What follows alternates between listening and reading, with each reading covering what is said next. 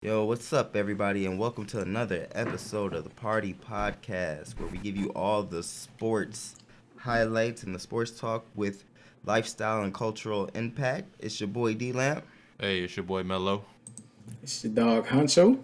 And it's your boy Jay-Tay. Yes, sir. Yes, sir. How y'all boys feeling, episode man? number 9. Oh yeah, I'm good. I'm good. Can't complain. You know. Hold on, what you say, Lamp? You said episode what? Episode number 9. Number 9. Damn, Number bro. 9. Hey, man, where the time going, bro? That's what I'm saying, man. This shit flying by. It's a blessing. Crazy. It's a blessing to be here, man. But yeah, Man, I'm we good. was- I'm we good. was Like Jay literally- said, it's a blessing. Yeah, Go we ahead. was literally all just kind of talking about, us, working on personal ventures and us being busy, So the party is really our time to, really connect, because now when we talk, it's more so meetings and, just getting stuff in order, But everybody working and stuff, and, we got a lot of big things planned. So, I just really enjoy coming here, chopping it up with y'all, you know what I'm saying? Facts, So, yeah. man. Oh yeah, It's of course. It's a Of course. blessing. It's a blessing. Man. Hey, hold on. Before we get into anything, I know we normally do our shout outs at the end, but Oh, you got a shout out? real quick. He I may was at the forget crib. the end, so it's probably for the best. I was at the crib. As y'all know, I'm from Grand Rapids, Michigan, like Melo and Lamp. So GR. What time I up? go What back up, to GR? I go back to the crib, got to pull up on a couple of people, and when I was just back there, I put up on my OG Daryl Reese, which shout out Daryl Reese. He has his own vodka, made in Michigan, black owned. It's called Stop the Bar Vodka. Y'all need to try that out. Nicely packaged. You see it. You know what I'm saying? It's in Michigan That's stores. what's up. It's in some stores out of state also. So Oh, I got okay. my cup right here. I'm sipping on this. We gonna see how this go. I might like That's Melo what's said, I up. might That's what's forget. up. I just know this. The party- You gotta show the bottle Oh. at, hey, you gotta show that bottle at the end, sir. We gonna see how much you really sipping. I can't, bro. This is all by myself, bro. You want me to chug this? I didn't say you gotta chug it. All I said was show the bottle at the end, sir. All right, I got you. And 21 plus crowd, drink responsibly, everybody. The yeah, party right. supports that. So, we're all Wait. in the safety of our home. So, we just want to put that out there, Okay. Oh, yeah, Huncho. It's Thank smooth you. too. So, y'all ready to get into this conversation? Let's do this. Let's get it. start this episode. Let's start it off All right. So, we're going to do our cultural and lifestyle aspect and something that's really huge that's going on, outside of the country is the African NBA League that's slated to start this weekend, actually. We already know the offseason is coming out this week, and J. Cole has really been, doing freestyles, free promo and everything. But he's slated to make his debut for the Rwanda Patriots. So there's going to be 12 teams. And basically, fellas, just how I just want to start this off is, how do y'all feel like, one, how does this culturally impact basketball and, the sport itself? And, how does it, impact just the lives of everybody? And then also, just kind of tie in J. Cole and him, being prevalent right now, actually getting a chance to be in this league. So, I'm going to open the floor to anybody who want to start, man. I think it's going to be a dope conversation. Before you kick it, shout out Rwanda. Our producer is originally from there, so shout out. Oh, yeah. Flyyr Pop. Shout Cap. out Remy. Shout out. Shout out Flyyr Remy. Pop, Flyyr Pop. Hold on. Already I didn't know you that. Already know. Yeah. Look, he Learn said hello. something- You learn something new every I didn't know day. that. Hey, I did hey, not man. know Hello. Hold on. Right. Hold Thank you for getting me on. right. Yes, sir. I just had to spit that fun fact real quick, but you go ahead and kick it to whoever you want.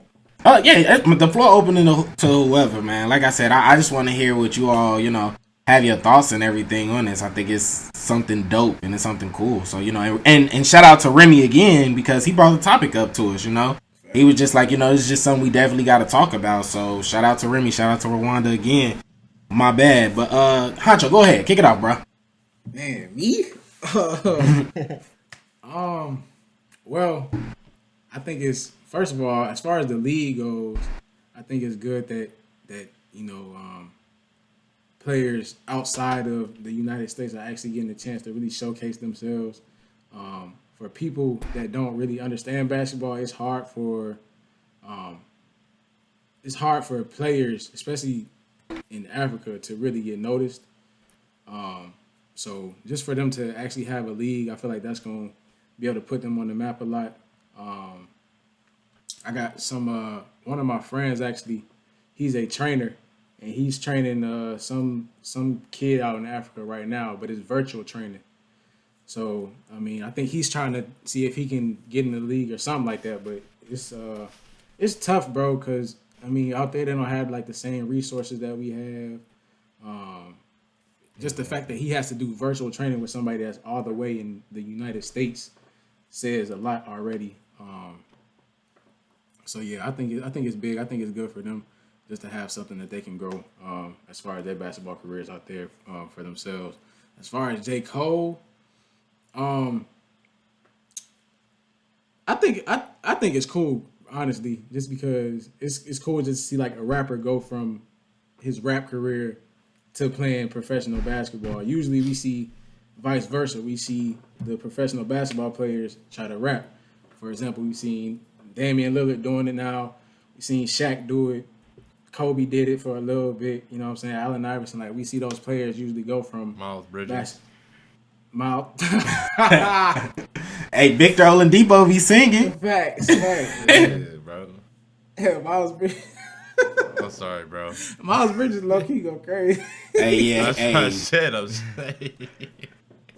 Shout out Miles Bridges. It's I feel like it's a chord, some type of connection already to basketball players and rappers, because you got basketball players, they want to be rappers, but they probably can't rap. You feel me? Or rappers probably want to be basketball players, but they ain't got one athletic bone in their body. You feel me? So it's Right. It's a correlation. So I think it's cool that J. Cole is doing it. It kind of sheds light on the fact that, you know, I guess you could be anything you want to be. But I feel like, I don't know. I don't know. I mean, I rock with it personally. I don't really have anything bad or anything to say about it. I know J. Cole he been hooping for the longest from like the celebrity games. He hooped in high school, so for him to just get an opportunity like this is pretty cool. And this might open the doors from like some kids or something, just to see that they can actually do it also. So that's what's up, man. It's a good stepping stone. I said some motivation that could be seen in it for sure. Right. Who you passing it to, bro? Who got it? Let's see. What you got, Lat? What you got? What you think? All right, so based off what you said, yeah, you really hit a lot on the head. So like, I think it's for the league, I think it's a good thing, because just to have a league out there is we're almost getting with the NBA and the league, we're almost getting into that realm where it's becoming more international, like soccer. And I think that would definitely be good for the NBA, because that brings more of a following, because now you got people from everywhere and not just the United States that are tuned in to watch the sport. So I think it could like really impact the NBA and their ratings. So I think it's really good in that standpoint. And just even like when it comes to the Olympics, now you'll have teams that are more seasoned and are more talented and ready to actually play in the Olympics, and that'll make that a much better event. And things I didn't like even that. think about that. That's a good point. I honestly didn't even think about that. Facts. I didn't think about that either. So like that's all. Like I feel like there's no down point or like L when it comes to doing something like this. And with J. Cole like being the forefront and center and being able to play, I think that's really dope. Like remember back a couple months, like I don't know how long ago, but like months ago when he was it Detroit that was almost wanted to pick him up? Oh yeah. Yeah. So like Van said, I feel like he's always been trying to get back and play, because like if you listen to J. Cole, he tells you that he wanted to play ball in school and he couldn't make it. So like and that's something like, and I understand what he's going through because I just watched a documentary on J. Cole not too long ago, and he was talking about how he put time into the craft before playing basketball, and like that was like that's how he connected the dots to rapping, because it was almost like a parallel to, like, you have to put work into your craft to be good at what you do when it comes to sports or rapping or whatever the case may be. So like he always had a love for basketball, so, and he could actually put time into it, and so he could do the same thing with rapping. So like it's good, like Van said, to see him be able to come back, and if you want to play, be able to play, especially, and make it for something. So now it's a league, and you like stakes are high, so now everybody's gonna play their best basketball, and you actually go out and do your thing. Also with him being prevalent, so shout out J. Cole. I can't wait to hear Off Season, which will be here in a couple days. I think it'll be a very good album. I can't wait to hear it. I already know my man Jay ready to hear it. Oh yeah, ready to go, bro. Ready. But yeah, I really think it's no downfall for this to happen or doing this. So I think all good things will come from this. Go ahead, Melo. I mean, I ain't got no issue with it. Now wait, let me ask you this. Go ahead. No, I was just finna ask you. So do y'all feel like, well, really just lamp real quick before Melo goes. Do you feel like since you said soccer has this international presence already, do you feel like that could be the same for basketball if they continue to grow in this way? Definitely. Like, we get more and more international players from all over the world into the league every draft that we every year for the draft.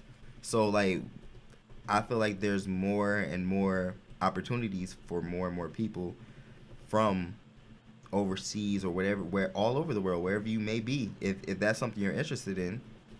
Like if there are more and more opportunities, there will be more and more ways to make it to the league. Facts. I mean, you think about it real quick to piggyback off of that. I mean, you look at, some of the big stars in the league right now. 2 that come to mind immediately. Well, 3 that come to mind. Giannis, Luka, and Jokic. Right, like those are all non-American born players that are, very, very much so succeeding in the NBA. But I shifted back to J. Cole. I don't have a problem with it. Obviously, I enjoy seeing people follow their dreams and being able to live out that type of dream. I mean, if you guys remember, he's been training with like the Chris Brickley guy from Instagram, right? He's a pro basketball trainer. He's been training with him. I don't know, how long, but I know that there's definitely been videos of them out. There's definitely been videos of him in the blackout, runs with Chris Brickley. So this isn't a surprise, right? Like he wouldn't. I don't know anyone that. Like, I enjoy playing the game, but as far as, like, if I was just training just to train, you got to have some type of finish line. So I'm not surprised that this was his finish line, right, to train to get to this point. So it's cool to see from that standpoint. It's also cool to see, shout out Rwanda, shout out Remy, to have a big name big name guy, right, to represent the league like that, to get just, if nothing else, bring notoriety to the league and try to put the league in a place that will attract some very talented players.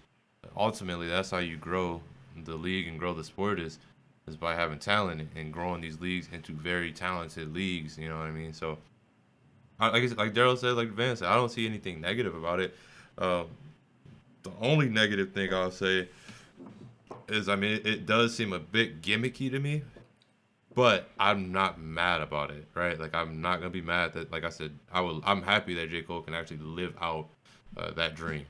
But go J. Cole, seriously, go J. Cole. What's up, Jay?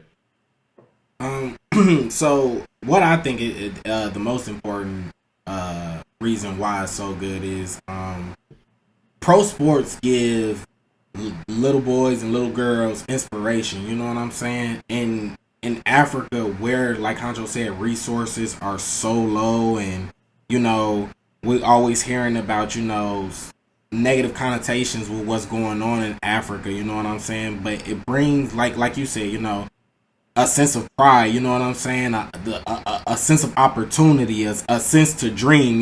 Giving people the opportunity to be able to have those hoop dreams and those sports dreams. So I think it's amazing for like Africa as a whole. You know what I'm saying? So I'm thinking like culturally how this is just going to impact. I think you all touched on it really well. Is like, what are we seeing now in the league? Jokic, Embiid, Luka. You know what I'm saying? Just to name Giannis. Just to name a few that are international players and are actually making some noise in the league. You know what I'm saying? So you get that aspect, and then you bring a pro basketball level. You know what I'm saying? Now the NBA is just becoming its own brand. Like, even the thing, I'm just thinking like how far ahead that the NBA is, and I just think that they're so smart because, in all honesty, the NBA is competing with the NFL, and what they're getting away with is, okay, we got the G League. Kids don't necessarily got to go to college to get an opportunity to be in the NBA, and also can come right out of high school and get paid. So that's taken away from the NCAA. You know what I'm saying? And people have their debates about that, but that's good for the league because you're giving kids another outlet, a chance. Because when we were growing up, people were getting drafted out of high school. Kobe out of high school, LeBron out of high school, KG out of high school. Like, we've seen people go straight to the league from high school. So now that you're bringing in this brand, you know what I'm saying? And because it's not that many resources in Africa, you have another outlet for, kids to dream and kids to have those opportunities. You bringing money into, the different countries the different cities. You know what I'm saying? So I think it's inspirational from that standpoint because now they're becoming that international brand. And like we said, we know that everybody's competing with the NFL for viewership and ratings, but now you have an opportunity to not only get viewership and ratings in America, but you're gonna get it out there as well. And to the point with J. Cole, you know what I'm saying? Like, I think it brings a name to their sport, you know what I'm saying? So it's gonna bring eyes to the sport, like Melo said. And I just think, follow your dreams. That's what J. Cole is all about, following your dreams. So if nothing else, I just hope this brings inspiration to, not only hoopers, but like, dudes like us who just working out the mud to get what we want, you know what I'm saying? And grinding our hardest to, accomplish what we want, you know what I'm saying? So follow your dreams, if nothing else, we at the party want y'all to understand, like, follow your dreams, this was all a dream. We never thought this was gonna happen, and now we 9 episodes in. So just follow your dreams, man. And I just, feel like dreams can't come true. And now Africa has a product that, can really shape the lives of a lot of people. And I'm excited for that. And I'm, grateful for that. For real. Shout out Dreamville, man. You look at the party, right? Like, we got Huncho, who's literally, creating his own pathway with his artistic vision. You got D-Lamp, who's, putting out fire music that, now we able to just play Lamp music, while we doing our pregame stuff for the show. And then obviously, as we were talking about earlier with you, Jay, on your entrepreneur, you out here making business moves, business plays. So the party in itself, we got even Remy believing in us, creating a whole platform, with Flyyr population and putting a place for people like us to come on and do what we do. I mean, that's all what we're about, at the party. So like I said, you even just looking at us, it makes sense that we all in agreement that the J. Cole thing is a great thing, right? Like you said, follow your dream, continue to push to do what you want to do in your time. Yes, sir. That's what I'm talking. Next thing on the agenda. Let's get it. We got the play-in matchups. Yeah, we got the play. Oh, interesting. Interesting. For y'all that don't know, the season is coming to an end very quickly. I believe we only got 3 games left. Yeah. Some teams got 2 games. Some teams got 1 game. This is to the end. Yeah. So we only got a couple games left. So after that, like we've talked about in the past, we talked about the play-ins a couple times, and the league decided to implicate a kind of tournament style couple of games to decide who's going to be in 7th and 8th place. So, and that's the play-in games. So with the play-in games, 7, 8, 9, and 10 are all intertwined to play each other to figure out who's going to be 7 and 8. So for that, the first 7th seed and 8th seed play each other to see who's going to be the 7th seed. And then after that, 9 and 10 play each other to play the loser of the 7 and 8 seed. And the winner of that game, whoever loses the 7th and 8th game, plays the 9th and 10th game. Whoever the winner of the 9th and 10th game. Whoever and that game will determine who's in 8th place. And that is a 3-game series, so you have to lose twice. So, do we have the standings pulled up right now? Just to. Hold on, I'm about to. Let me send this to Remy, and we can put it on the screen for the viewers to see as well. Shoot this to the producer, y'all. Of course. So we can put this up on the screen so y'all can see. So while you're doing that, in the Western Conference, we have the Lakers that are in 7th right now, the Warriors in 8th, the Grizzlies in 9th, and the Spurs in the 10th place. So, for example, if that were to be the order of the seeds at the end of the season, the Warriors and Lakers have to play each other. And okay, we have the pictures for you guys to see. This is straight from the NBA app. Shout out to the NBA. This is from y'all app. Just want to shout y'all out. Good job, Jay. Of course. Copyright. This ain't us. Copyrights. We do not own these pictures. We do not own any rights to these pictures. We don't want no problems. So as you can see, I'm going to talk from the picture standpoint. 7 and 8th, which would be the Lakers and the Warriors, would play each other. The loser of that game, the winner of that game is the 7th seed. The loser of that game has to play the winner of the 9th and 10th game, which would be the Grizzlies and the Spurs duke it out to see who's going to play the loser of the 7th and 8th game. Then after that, whoever would win that one would play, say, the Lakers or the Warriors. Then they do a best of two, and then that whoever wins that is the 8th seed, and then we're rolling to the playoffs. So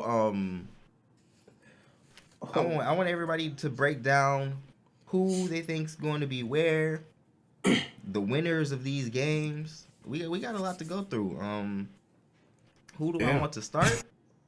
This man to the left of me, Melo to go. Yeah. Go ahead. Yeah. I want you to break it down. I'm glad we starting with the Western Conference with Melo. Yeah, I want to hear this. That's 7, 8. Yeah, I'm interested. So, come on with it, man. It looks like the Suns will have a rematch of the other night in their series. The Warriors versus the Suns. The Warriors versus the Suns, and we already know, as our listeners know, we talked about Chris Paul not being a winner, so I can already see how that series is gonna go. We'll get to that when we get to our playoff. Wait. Can I ask you a question real quick? Oh, go ahead. You're going real quick. So are you saying? And I'm pretty sure the audience wants to know. Are you saying that the Warriors are going to end up in 7th place? Yeah, they're going to win that game. They're going to win that play again. Okay. Yeah, there's no doubt about it. I mean, I'm mad that no questions asked, bro. They're going to win that game. Did you steal the courage of my convictions? I like it. I just wanted to clear it up. I actually, and this is one of the few times I acknowledge that I'm wrong, right? I said all season the Warriors are going to get the 8th seed. Little did I know, they were going to get the 7th seed. I didn't know they would be playing the Lakers. So I was wrong. They're going to get the 7th seed. So they'll be playing Chris Paul and the Suns, and we know Steph's track record versus Chris Paul, so I'm not too worried. Now let's break down the real problem, or the real the rest of the West. So I struggle to see DeMar DeRozan losing to Ja Morant. I struggle seeing it. Do I believe that the Grizzlies, have a better team? Some can make that argument, especially with Jaren Jackson coming back and everything else. You can make that argument. Got a nice core. I really just struggle seeing that happening. DeRozan has shown to me that the only team he couldn't beat as far as playoff teams was Team LeBron. At least in the East, he hasn't necessarily had that type of success. Granted, he hasn't been on that great of a team with the Spurs. Like I said, I just struggle seeing it happening. So I'm gonna go with the upset. I'm gonna go with the 10th seed with the Spurs. Do I see DeRozan beating LeBron? As I just said, he only had one issue, beating Team LeBron. I do not see that happening. So I believe that Utah and the Lakers will play, and then I believe that the Warriors and the Suns will play in the East. Jay. West. In the West. I'm sorry, in the West. Jay, talk to me. You see, I'm conflicted because look, I'm not even gonna lie. You pieced that together so well that I had to look at it, and I kind of think the Lakers would prefer that. I think Lakers would rather play Utah and then have to play, because if they beat off the 1 seed, they will play the 4 or the 5, so they will play Portland or the Nuggets. So I think that's the path that they might want to go. Path of least resistance. I'm kind of conflicted. I'm super conflicted because my thing is, I see the Lakers and the Warriors both getting in the playoffs. That's the thing. I think that 7-8 play-in game is so intriguing for the simple fact that Steph is having the season that he's having, and there's so much craziness that is going on in the Lakers organization with LeBron being injured, AD just getting his win back, people questioning the others on the team, people questioning the coaching. It's a lot going on with the Lakers right now. So I'm kind of intrigued by what you just put forward because I honestly think the Lakers would prefer that, giving them more time, to heal up, to play with one another, because now you got to think, LeBron's been out, AD's been out. They've rarely played with Drummond, but I'm going to get to the question. So we can get on to the Eastern Conference. So I honestly believe, and this is no shade to Steph at all because Steph is an MVP. Like I said, I definitely think the Warriors and the Lakers are both going to get in, but I think that the Lakers win that play-in game just off the strength that I feel like they have to. I feel like it'll be a true testament to LeBron. You went to the finals as a 4 seed, but even you being a 7 seed, even you being a 7 seed, that's still kind of questionable. You still got to show us, you know what I'm saying? So I'm going to give the nod to the Lakers to win that first play-in game just off the strength. I think, AD comes up big. Playoffs coming up. It's a lot on the line. DeMar DeRozan has been balling this year. But to your point, Melo, I just think Memphis has a better team. So that's the only reason that I'm going with them. Shout out to DeMar DeRozan. Melo is one person who always reminds us that we need to give DeMar DeRozan his flowers, not only for his game, but for what he does, what he did for mental health, what he does for his community, what he did for Toronto. Just shout out Compton. Shout out to DeMar DeRozan. So this ain't no shade to you, dog, because I know you gonna ball.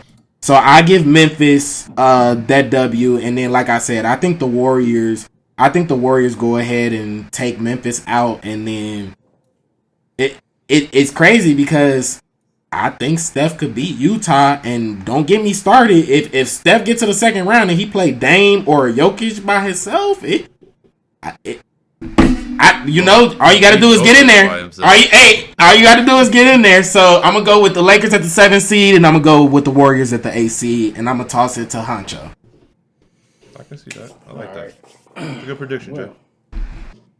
I'm conflicted, bro. But your point of view, bro. I think that's the way the Lakers just might want to go. Let me throw one thing out there. Go ahead. Pour up. Yeah, go ahead. Pour up. That's the only reason I was doing it, because you was pouring up. Real quick, and so just remember, the Lakers, right? They've been playing so basketball. They've won 3 straight, right? That 3 straight has only gotten them to 5-5 in their last 10, winning 3 straight. And the last 2 were like 1 possession games. Yeah, they were close games. Now, I'd much rather them win them games than lose them. But I still, hey man, I'm not a believer. You know what I see in my head, bro? Consistently, I see Steph getting a high screen and roll, and somebody gonna have to guard that man. Is it gonna be Drummond? Y'all answer that. Is it gonna be Marc Gasol? Y'all answer that. We've seen what happened when AD tried to guard Steph, and New Orleans didn't succeed either. So I like your prediction. I like where you're going with that, though, Jay. I really do. I just had to throw that out there about the Lakers. I was just looking at it. They won 3 straight, but they've only been 5-5. But like you said, this is the time to start winning, right? Like going in, getting momentum, and getting into the playoffs. Mm-hmm. Go ahead, Huncho. All right. Well, for that 7th and 8th seed game, I'm gonna have to lean towards Wardell. I think Wardell gonna get it done. That's 2 on the board. I think Wardell gonna get it done, man. I don't the Lakers. I don't. It's for me. It's personally hard to bet against a team that has LeBron on it, but he's questionable right now. So I don't know. And I'd rather put my money on Steph in that situation simply because when it comes playoff time, Steph gonna get it done. But also too, Huncho, let me add this too. What's up? LeBron don't want to take a loss to Steph now. He don't. Now, if LeBron take an L to Steph, look, the people who be talking about LeBron, they have to answer some questions, bro. Because people always talk about Steph had his team. If LeBron James and AD lose to Steph Curry, oh yeah, we're gonna have to have some conversations. It's equal though. It's equal though because AD and Bron don't want to lose to Steph. If not more than Steph and Draymond don't want to lose to them. Right. Steph ain't got nothing to lose. Steph playing with house money right now. He playing MVP. He playing MVP level. We all know Clay is down. We all know there's been a lot of injuries going on. So Steph ain't got nothing to lose. At this point, I can make an argument against that though, Jay. In my opinion, real quick, at this point, Steph got something to prove. Steph got something to prove. Steph got a chip on his shoulder. Steph said, hey, look, you know, I may be the main person that's carrying this team, but I can still get it done. So I feel like Steph gonna really come out, ball with that chip on his shoulder throughout that whole series, get the dub, and be that 7th seed versus the Suns. I see the Lakers being in that 7-8 loser right there. As far as the Grizzlies and the Spurs, before I pick my team in that game, I'm going to just let y'all know, and I'm going to give a little hint as to who I'm going to pick in this one. I personally saw DeRozan this past weekend in person. Okay. We're going to throw that out there right now. Okay. I saw DeRozan in person with my own 2 eyes. So, with that being said, if DeRozan comes out like what I saw this weekend, bro, I'm taking them, bro. Hands down, bro. I'm telling you, bro. Somebody from the Grizzlies gonna walk up that court, bro, and they gonna look in DeRozan's eyes and they gonna see a straight killer. I'm not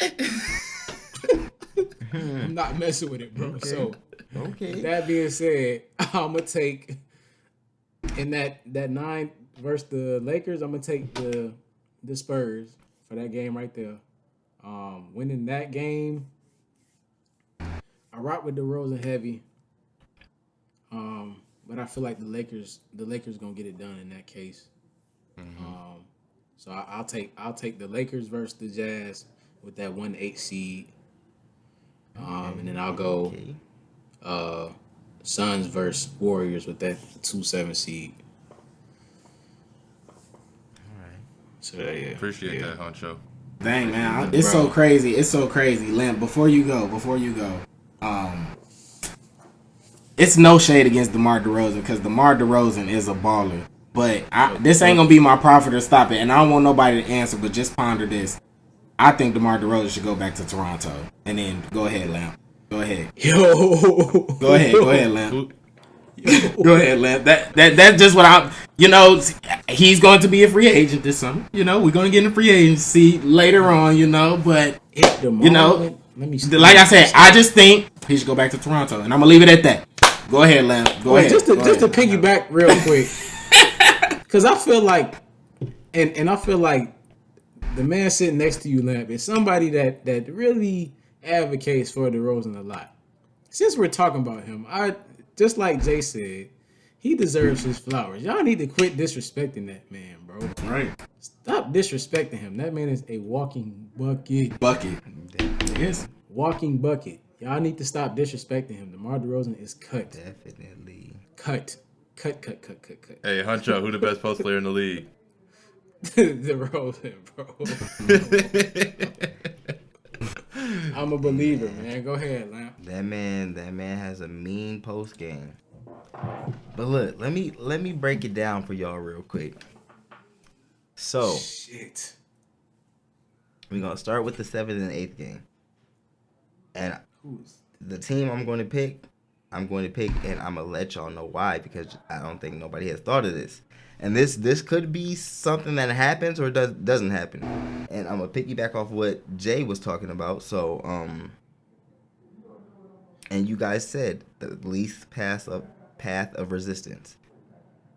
The Lakers don't really want to see the Mavericks or the Clippers in the second round. After going through the Suns, if they were to end up in the 7th seed, that's not what they want to do. So, as you guys know, LeBron has really been iffy. He was supposed to come back like 3 times now, he's extended it. I wouldn't be surprised if for that playing game, LeBron doesn't play. Give him some more rest. Make sure he's 100% when they go to the playoffs, because they're going to get to the playoffs even if they lose that game. I wouldn't be surprised if he didn't play. It could be a possibility that they sit AD. I like where you're going. With this. Yeah, I'm about to say. I'm interested, Lamp. Keep it going. I don't know. So, listen. Why take a risk to possibly win that game and then make your schedule harder? It's you really have to risk either way, though. How? If you risk, so either way it's a risk. So if that first game, if I sit them out, I have to risk, because at that point, if they lose, they're done. They're not, bro, because they have to lose 2 more games. They would have to lose 2 more games. I see. Okay, I see what you're saying. My bad. Yeah, they're not losing 2 games. I see what you're saying. So, I sit my players. Tough, we lose that game, and then we have to play either the Grizzlies or the Spurs. And are we losing to them twice? No. And then we can easily go to the 8th seed and play. Tough, man.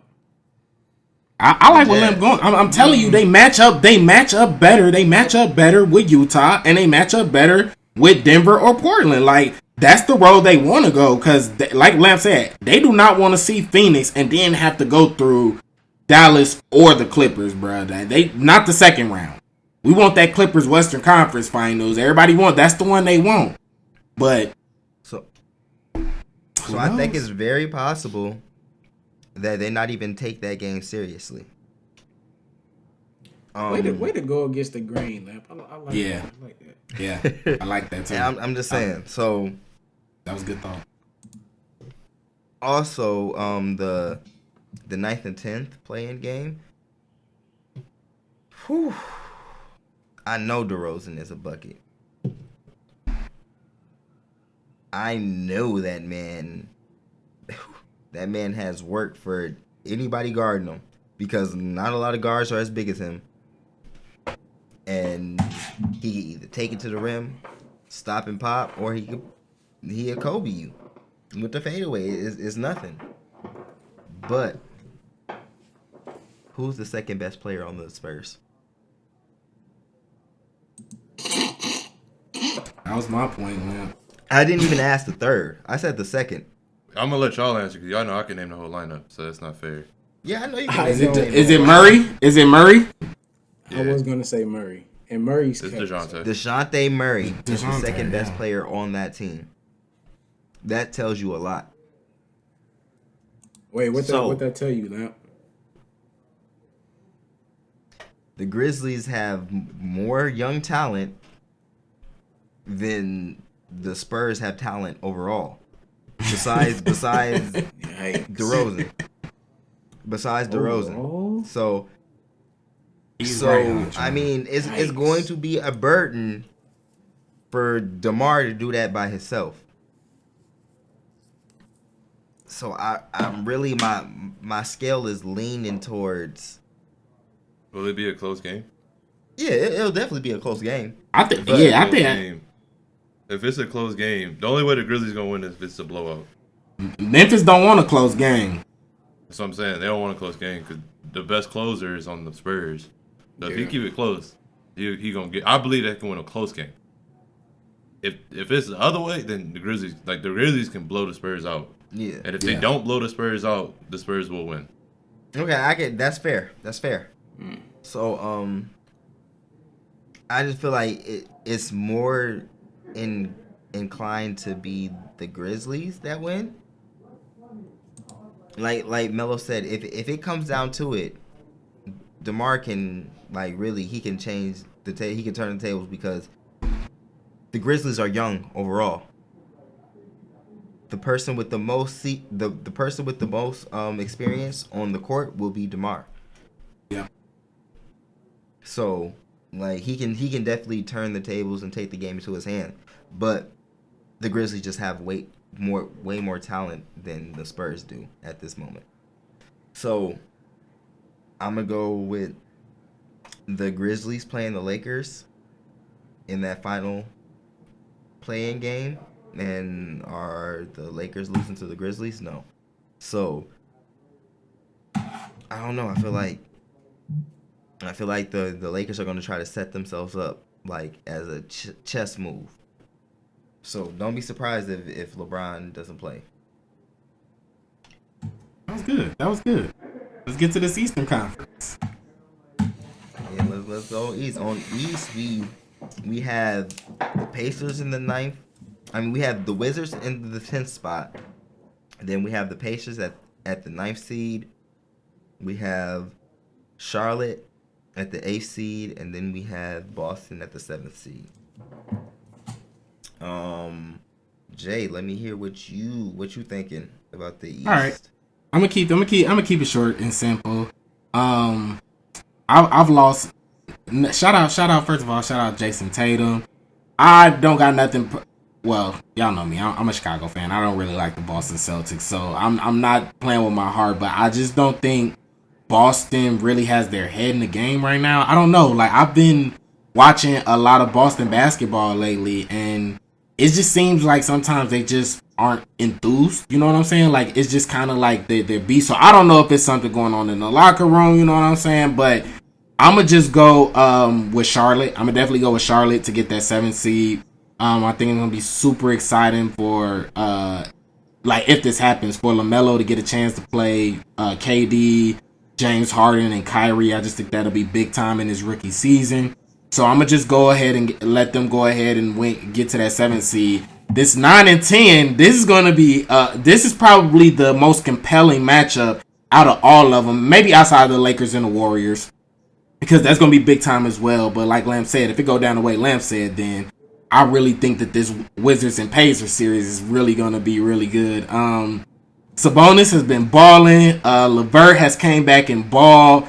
It's really crazy because they fired Nate McMillan, who's now the 4th seed with Atlanta. They fired him, and now they're the 9th seed playing for a play-in game when they were just playing well. But that's neither here or there. I think this is going to be super compelling because these are two teams that play hard. You know what I'm saying? But I'm gonna go ahead. I'm gonna go with Washington to go ahead and win that one. I'm gonna go with my boy Russ. We're gonna get into him for showing profit to stop it a little later. But I definitely think that the Wizards are going to win that one. No shade to the Pacers because Sabonis, he can ball, man. Like I said, the Pacers heading in the right direction.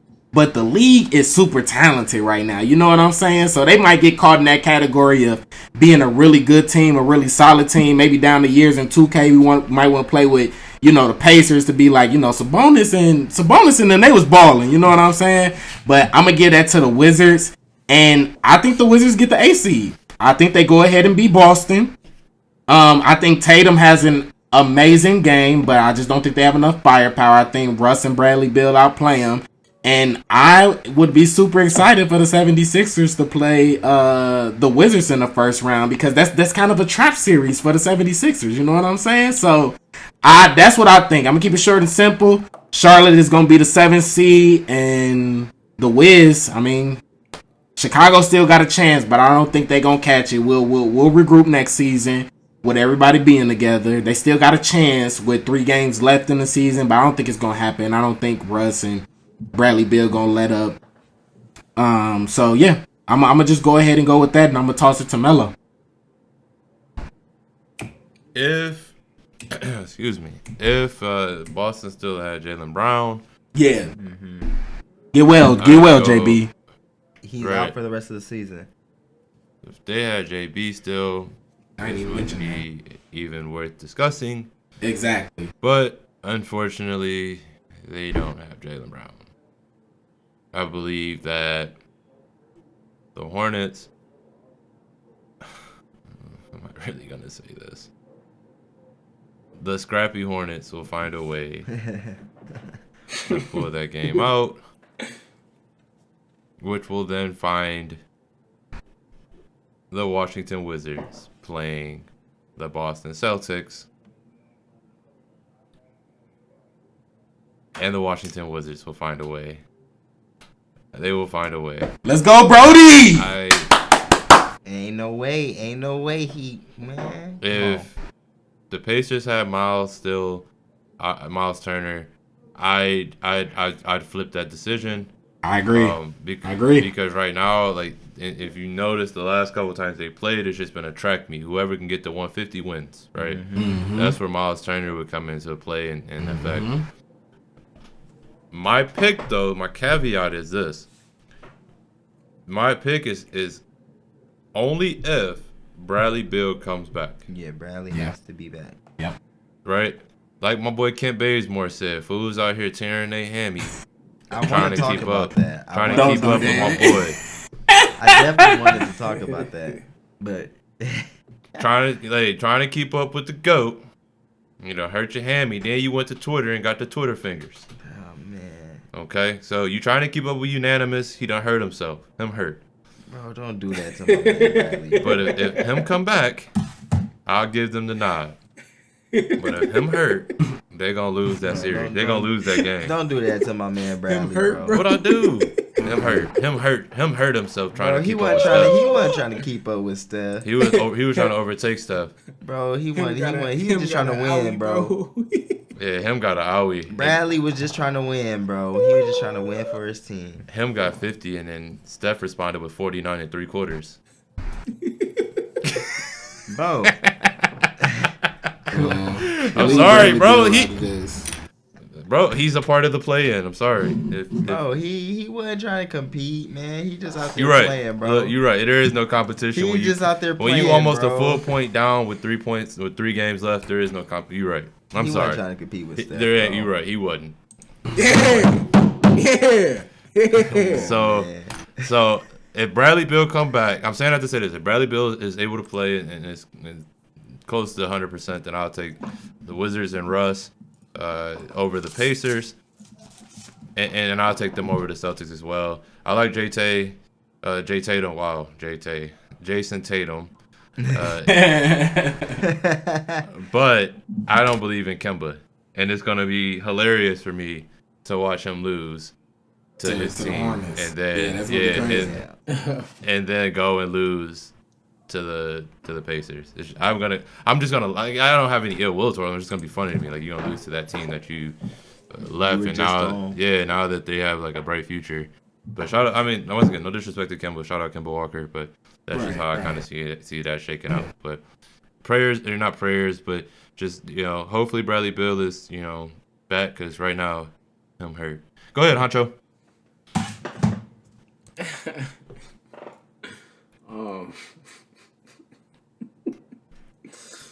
All right. Well, first, let's start off with the Celtics versus the Hornets. Like Melo said, if Jaylen Brown was back, it would be a completely different story. There's no Jaylen Brown. Shout out to Jaylen Brown. Hope you get better, bro. Quick. But I am a LaMelo Ball advocate, and I hope, I think that they're gonna win for one. Simply because Jaylen Brown's not playing. If he was playing, it'd be a different story. But with him out, that gives the Hornets a better chance to win this series. I have them winning that game or that series. And I feel like this will be big for LaMelo Ball. As far as his career goes, I feel like this will be a stepping stone for him. Just to get to that, he's going from playing, he's going to be playing KD and Kyrie and James in a long series. So that would be good for him to see, to have that experience, and as far as his career goes. As far as Pacers versus the Wizards, Pacers ain't beat the Wizards all season. So I don't see how that's gonna change now. I'm gonna take the Wizards out of that game right there, out of that series right there, and then out of the series between the Wizards and the Celtics, I'm gonna take the Wizards. Russ been going crazy, balling out of control, really doing his thing. Brad Bill or not, I'm gonna take the Wizards. I feel like Russ gonna be able to get it done, make his team come together, figure it out, and they're gonna get the dub. And they're gonna be playing the Sixers in that first, the 1-8 seed, and then the Hornets gonna be playing that 2-7 seed versus the Nets. So that's what I got. Okay. All right. I like it. It's my turn? Mm-hmm. So, let me start.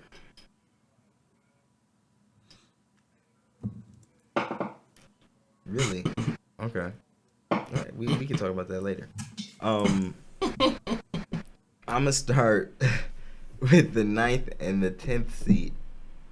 So, I'm in agreement with Van. The Pacers can't stop Russell. The Wizards also can't stop Sabonis, but which force is more dominant? Wait, real quick. The Pacers have no defense. Yeah. So they're not gonna stop Russell. So go ahead. That's what I'm saying. They cannot stop Russell. Like, Russell's gonna do whatever he wants. Like, the historic triple doubles he's had have been on the Pacers. But also Sabonis has had some historic stat lines of his own, especially in his career against the Wizards. So, like Melo said, it's a track meet, but which force is more dominant? It's the 6'3" dude. Bradley Beal? No. Brody. Oh.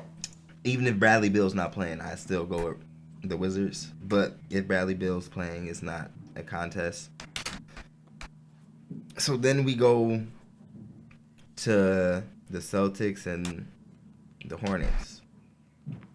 Y'all all have said Brown is hurt. that really puts a damper on the Celtics parade. And the Hornets, their 3-guard combo is really legit right now.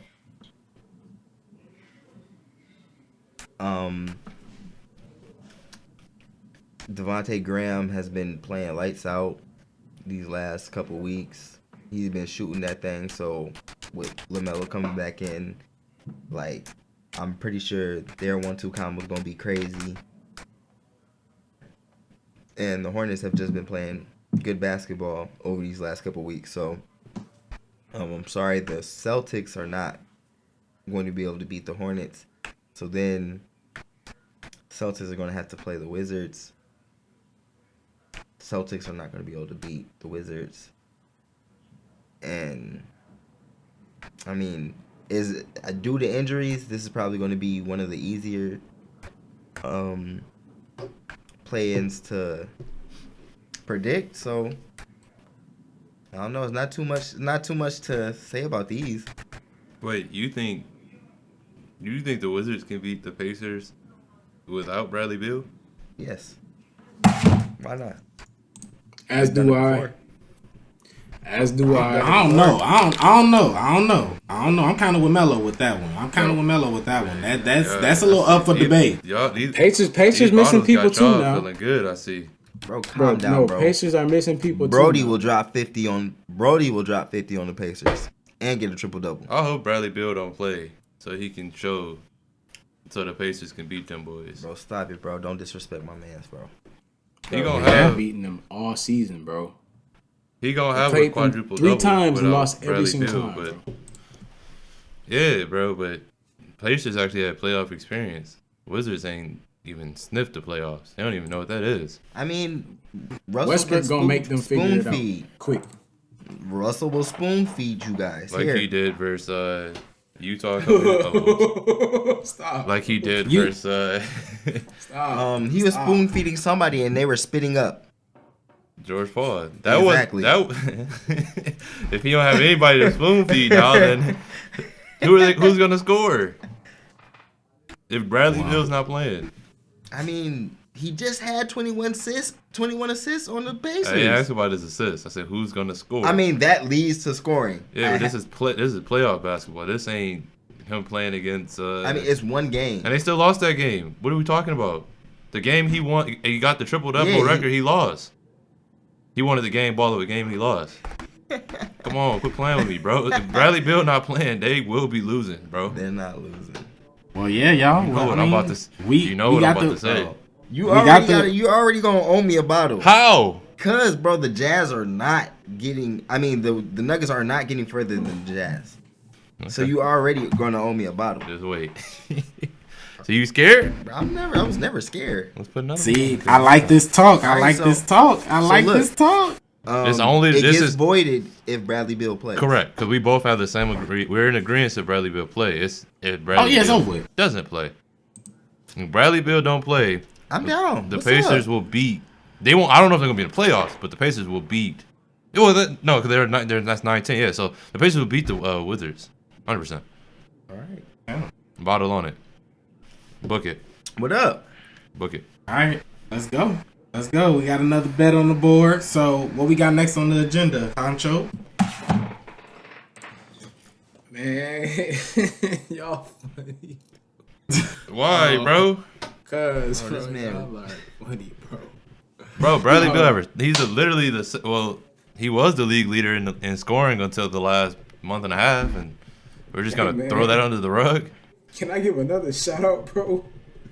Go ahead, bro, because he over there plastic.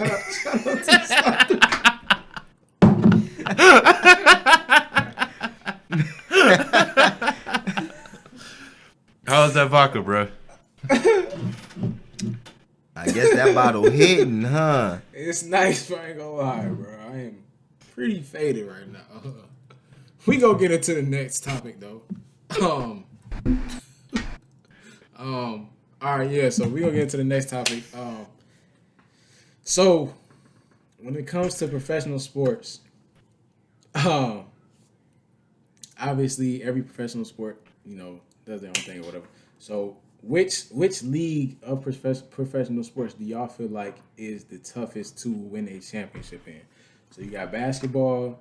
You can really let's set it off of basketball. Do you feel like it's tougher to win a championship in basketball or other leagues? So would you feel like it's tougher to win a championship in baseball, football, soccer, hockey, whatever the case may be? What do y'all feel like? How do y'all think that comes about? Let's hear from Jay-Tay, man. What you got, man? Which league do you feel like it's tougher to win in, man? You trying to get that ring? You trying to get that gold? I wasn't trying to be top first. dog, man. What you think, man? So, first off, let me start off by saying this. In whatever respective sport you play, it's hard to win a championship. And you know what I'm saying? Definitely. This debate rose about because there's been a lot of debate going on in the streets of which league is harder to win a championship in. But here's where I'm going to go. And I want to explain why I'm going this way. No shade to any other league, but I just think the NFL is the hardest league to win a championship in. One, first and foremost, we can all agree that the Super Bowl is a holiday. So you're playing a sport on a holiday. That's first things first. So not only that is, the thing with football is so unpredictable. Like, the wild card is so crazy. Like, and like we just talked about the play-in, for example. If you're in the 7th and 8th position, you still have an opportunity to play the winner of the 9 and 10, whoever wins the 9 and 10 game, to still have an opportunity to get into the playoffs to play for a championship. It don't work that way in football. First of all, I also think that there's always a lot more at stake in the NFL starting from week 1. Like, we've seen teams go on skids and, kind of had breaks, because they've been going on losing streaks and they still have playoff implications. But in football, it don't work like that. If a team gets hot in a wild card, they can use that momentum to go all the way to a Super Bowl.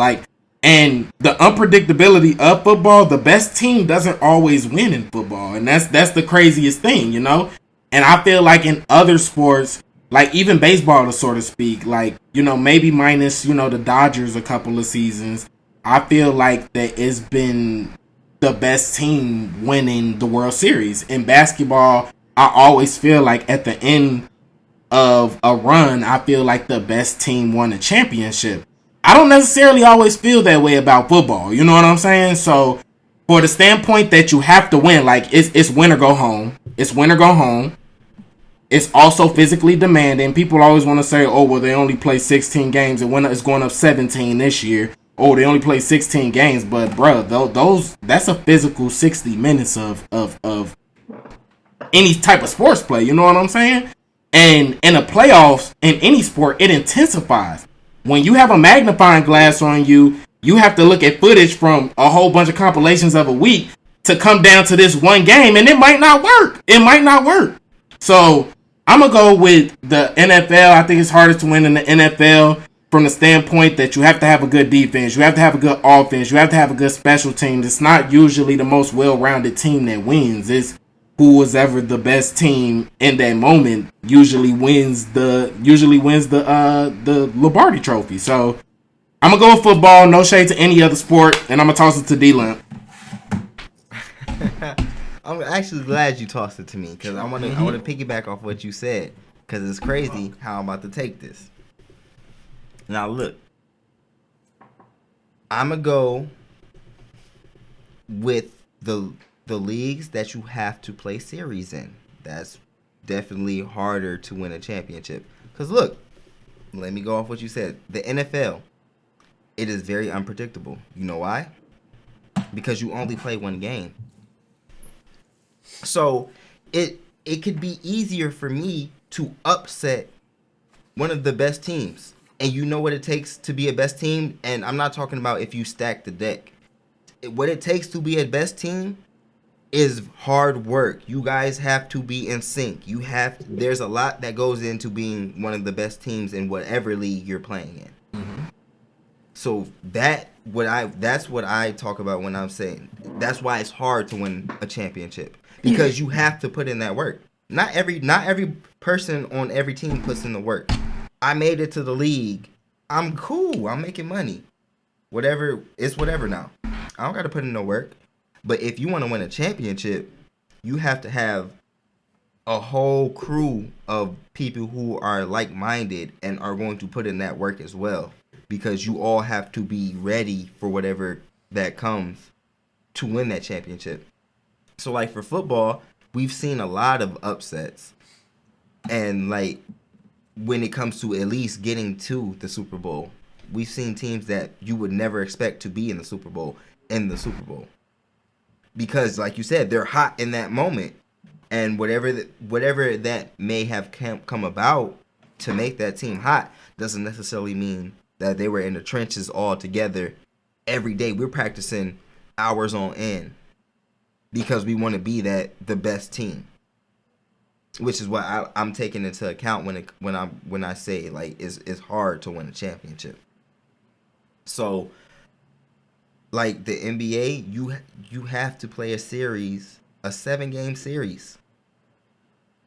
That's hard. I have to beat this team. Not only do I have to beat this team, but I have to beat them 4 times. 4 times in a row. Shoot, when you playing video games with your friends, it's hard to beat them. Back to back. Especially if they're good and, like, they're good at what they do, and, like, if we're both the 4 or 5 seed, I gotta beat you 4 times, and we're both equally as talented. That's hard work.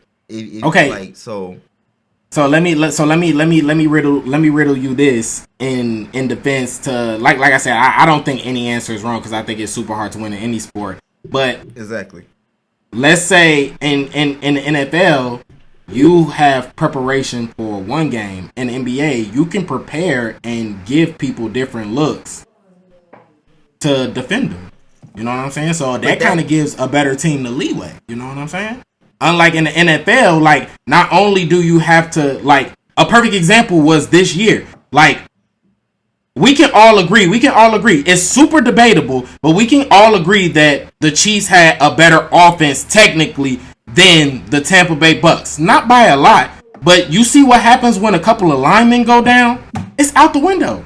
If somebody goes down in basketball, you can have a good 2-3 games. For example, the last time we seen a upset in basketball was when Dallas beat Miami, and then before that when Detroit beat the Lakers. So it rarely happens. Other than that, the better team won. The best team in the NBA is going to win. You know what I'm saying? So I can bet that with you having 4 games to win, how does gameplay and preparation go into that differs from other sports? But that also brings in your coach. Because we've seen a lot of teams who should have 4 or 7 games to prepare, but they can't because it's not just the players who are involved in preparation, which I feel like plays to my point. It makes it harder because now you're adding a whole nother person that has to play a majority of a part to making this whole thing flow because we have to play you 4 times. So that either means if we're prepared for you, now you have to change your scheme, which makes it harder because you can't play the way you want to play because we're trying to take that away from you. So now you got to change your whole scheme to win. So I just feel like that's another part of what goes into making it harder. Okay, for sure. I just want to pose the question to you. So I mean, it's like I feel like it's pulling hairs when you're like, if I had to pick like one when we have so many sports that have series. I just feel like when you have to be the very best team, I feel like that's what really makes it hard to win the championship. But I'm gonna kick it over to you, Melo. So, where I'll start. How many basketball teams make it into the playoffs each year? They got about 20 teams now, yeah, with the play-in. 20 out of how many teams 30. total? 20 out of 30. 66% of the league makes it in. Right?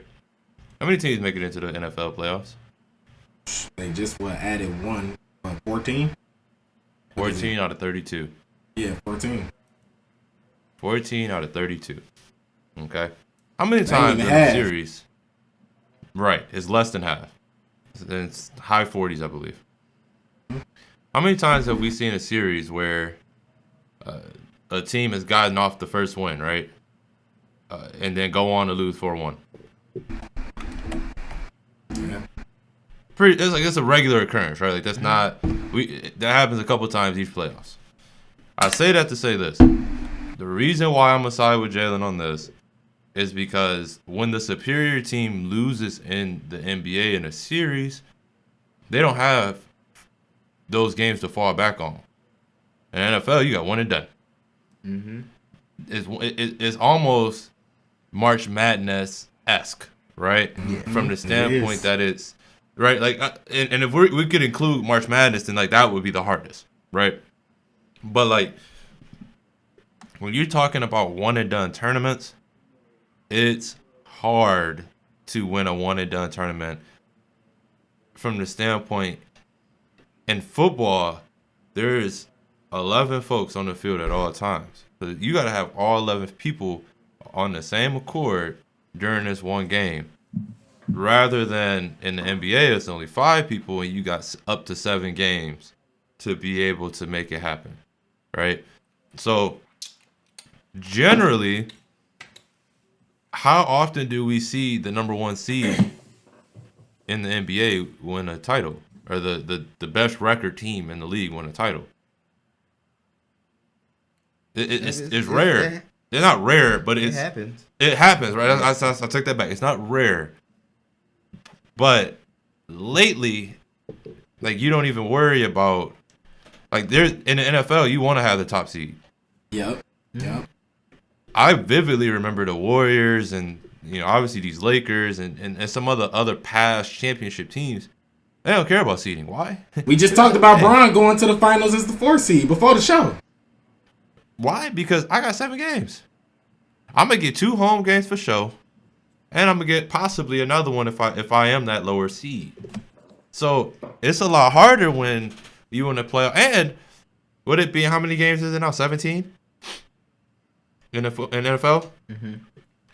Every game matters in NFL because there's not every game, every single game. Every game matters from the standpoint of seeding and all, and seeding in the NFL even matters even more because if you get a number 1 seed, you get home field advantage the entire way, right? The higher the seed, the more likely you can get a home game in these 1-and-1 style games. But before you finish, let me just add something. So in the NBA, all these games matter now. That's what the play-ins have done. You don't see load management no more. We can't just pack it up because we're at the seed that we want to be, because now we have the 9th and the 10th seed that can play and take our spot. So now I don't want to be near the 6th seed because we could potentially be in those playoff play-ins and lose our spot. Can you, real quick, remind me, Lamp, from earlier? What was your prediction about the Lakers in the play-in? That they're gonna be in the playoffs. No. What was your original first game? What was your prediction? Oh, they're not going to play their players. So they're going to do what? Load manage. They're going to lose. Oh yeah, they're going to lose on purpose. You can't do that in the NFL. You can't. The wild. This is essentially the wild card weekend in the NFL, right? Mm-hmm. Yeah. This is essentially the wild card weekend. You can't do that in the NFL. You lose, you go home. I feel you. You don't have that choice, right? Like you win or that's it, right? You don't have the extra strategy. And I actually agree with Lamp from the standpoint the play-ins have made these games at the end of the season matter, right? Which is why we spoke on it last week that LeBron is all against it now because these games matter, and he's seen his team slip and fold that deep into the standings. I'm not gonna take up too much time before I throw it to you, Van, but when you couple that there's 32 NFL teams and only 14 of them, and that just got expanded to 14, right? Mm-hmm. Can make it into the playoffs. There's a one and done once in the playoffs, and then you include the natural fact that when you think about football and how hard football actually is, because there are so many variables as far as being 11 players on the field, you can have a dynamic offense. Bless you. You can have a dynamic offense, but if your defense is terrible, it's not like LeBron, who's great on offense, who can at least cover some stuff up on defense. You can't do that in the NFL. If your defense is just bad, your defense is bad, and you're generally going to lose, right? So, and not saying that you won't lose in the NBA, but at least you got LeBron playing defense. You know what I mean? At least you have some superstars generally playing defense with you, whereas in the NFL, that's not the case. So, I'm with Jay. I agree that the NFL Super Bowl championship is the hardest to win, which gives even more credibility. Like, this is the last thing I'll say. I'll leave out on this. Who's won the most Super Bowls? Tom Brady, right? Yeah, Tom. He's won 7.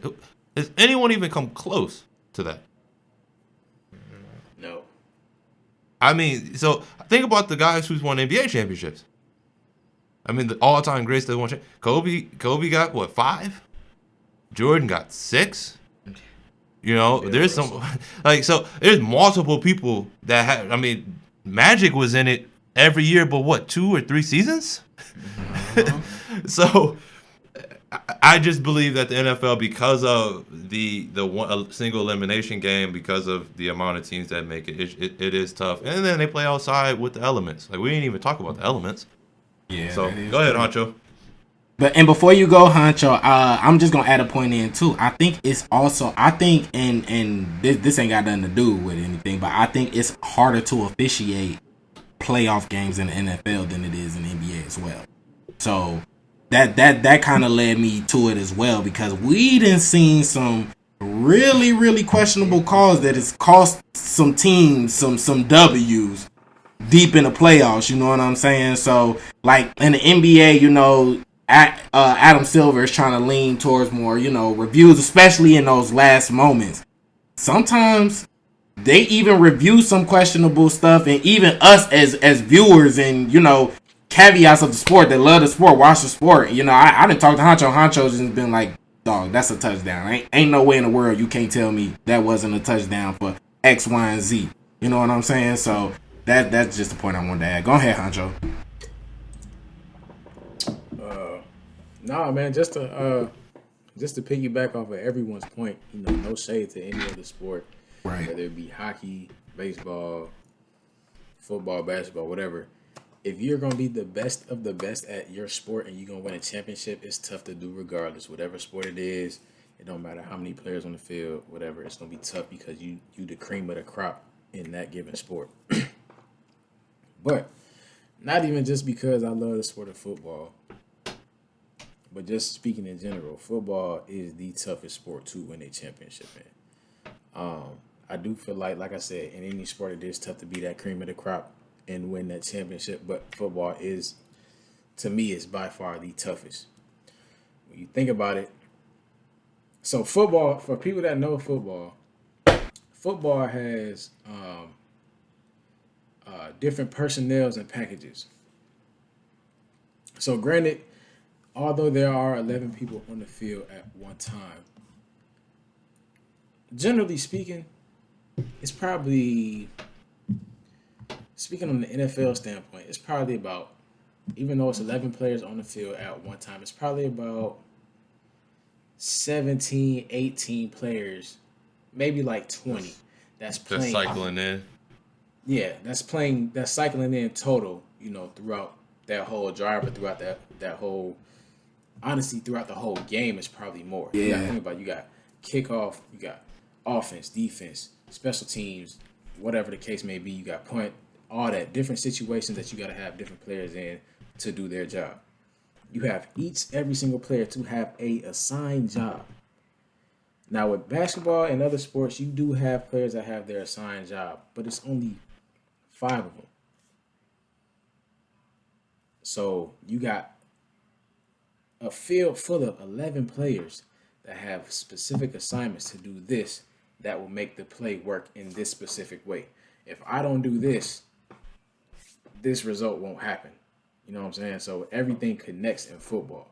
So you have to have 11 players, if not more, that are rotating in to be on the same page and understand what is going on at every single given point in time in that game whenever they're on the field. So in that aspect, it's tougher because football is the only sport that you practice more than you play. Football, you practice 6 times a week just to play one game. You doing all that practicing, putting all that time in just to play one game. Now I'm putting all that time in, all that effort in, whatever in practice. I come to the game just to play a playoff game and I lose. You know what I'm saying? Like football is situational. Like with basketball, I don't want to call it this, but with basketball you get like a mulligan. You play one game, it's a series. Essentially, it's a series. You know what I'm saying? But it's a mulligan. You lose one game, okay. Well, we can go back and analyze what we did wrong this first game. We messed up on defense here and here. You know what I'm saying? We might have played the pick and roll wrong here and here. Let them get too many threes, whatever the case may be. You can analyze that. Football, you get one shot and you done.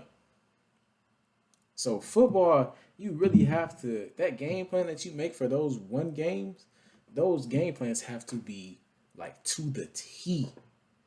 Everybody on the team has to be on the same page. Special team got to be on the same page. Everybody got to be on one accord to win those games. And especially like with the coaches, they're putting all these game plans together. They really, they understand this stuff. So it's their job to get everyone else on the same page also to understand what the final goal is. So I don't know, man. Football is tough. And just being a former player myself, like I know everything that goes into it. I've seen it firsthand. So, like, it's like, bro, I got different plays I got to run. I got to know this route. I got to know who to block in this situation. And it's not always the same person. It switches, bro. Like, you got to make reads. Like, bro, football is it's tough as hell, bro. So, I don't know. Go ahead. Let me pose a question to you fellas, though. Let me pose a question before we move on. So, obviously, we're kind of going back between basketball and football. All right. Mm-hmm. Which, as a lower seed, is it easier to win? Which league is it? Rather this, which league is it harder to win in as a lower seed? Which league is it harder to win as a lower seed? I agree with Lamb basketball. I'll go with basketball. Which is why you can take it either way. I definitely get what y'all saying. And that's why I wanted to take it that way, because I do want to acknowledge what Lamp said wasn't wrong. Right? Yeah, exactly. Right. For sure. What Lamp said wasn't wrong. Facts. What you said, Lamp, is not wrong at all. To answer Melo's question, which league is it harder to win in as a lower seed? I'm going to go basketball for sure. Definitely, yeah. For sure, because basketball... Because as he said, you got to win 4 times. Yeah, you have to win as a lower seed. Facts. Whereas in football... It's just one you game. can upset some. Yeah, you can upset someone in one game. Facts. But as a lower team, as a lower seeded team, like unless we're talking about a Lakers team, right? As a 7 or 8 seed, like that's rare, and that's because of injuries. Mm-hmm. Like right now, like that's hard to do because it is hard to win 4 games out of 7. I don't care what the level is. Like it's hard to do, especially. But like when you start thinking about, like, Daryl had me over here pondering, like, dang, like. You had me almost change my whole perspective, man. I ain't gonna lie. You made a good point, buddy. But y'all did the same thing to me. I was thinking like, yeah.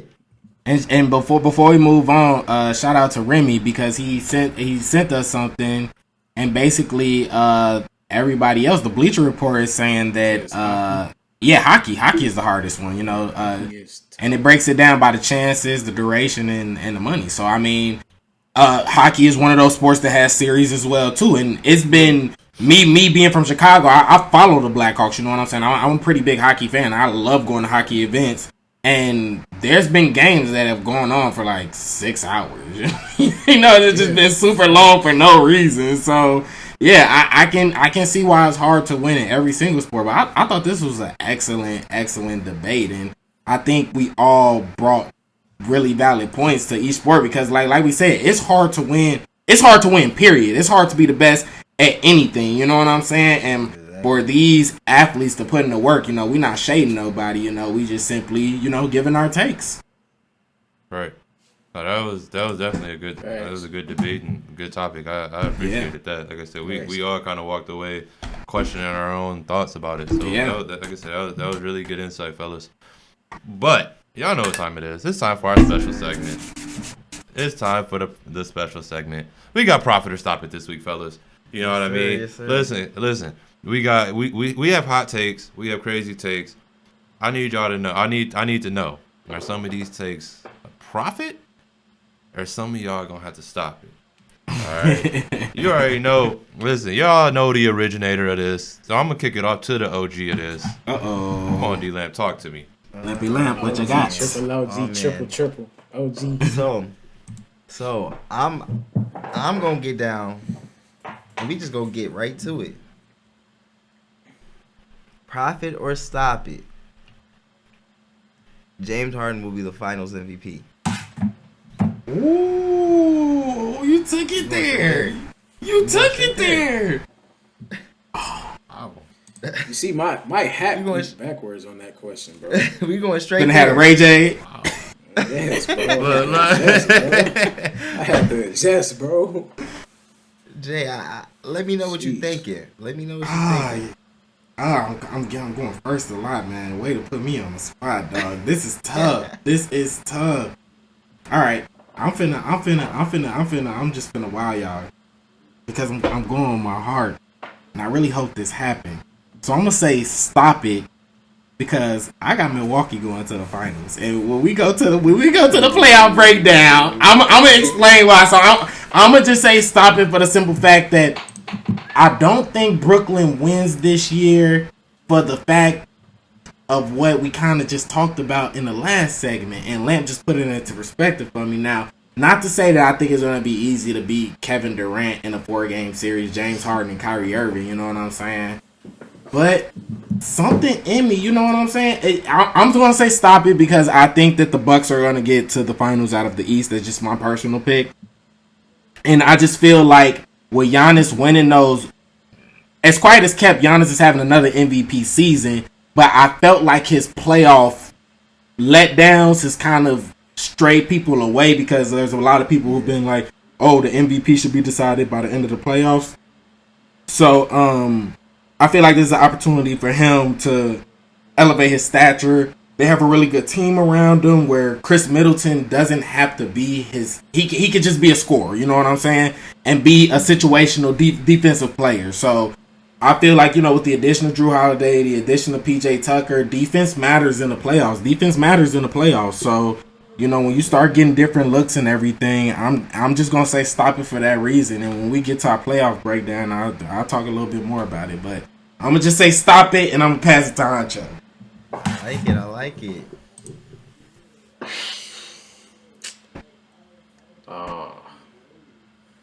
I'm going to say...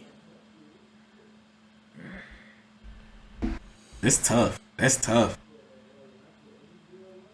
Sheesh. I had to take it down the line because I'm trying to see what people thinking down the line. Can you not come to me first? Can you go to Melo, bro? I'm still processing.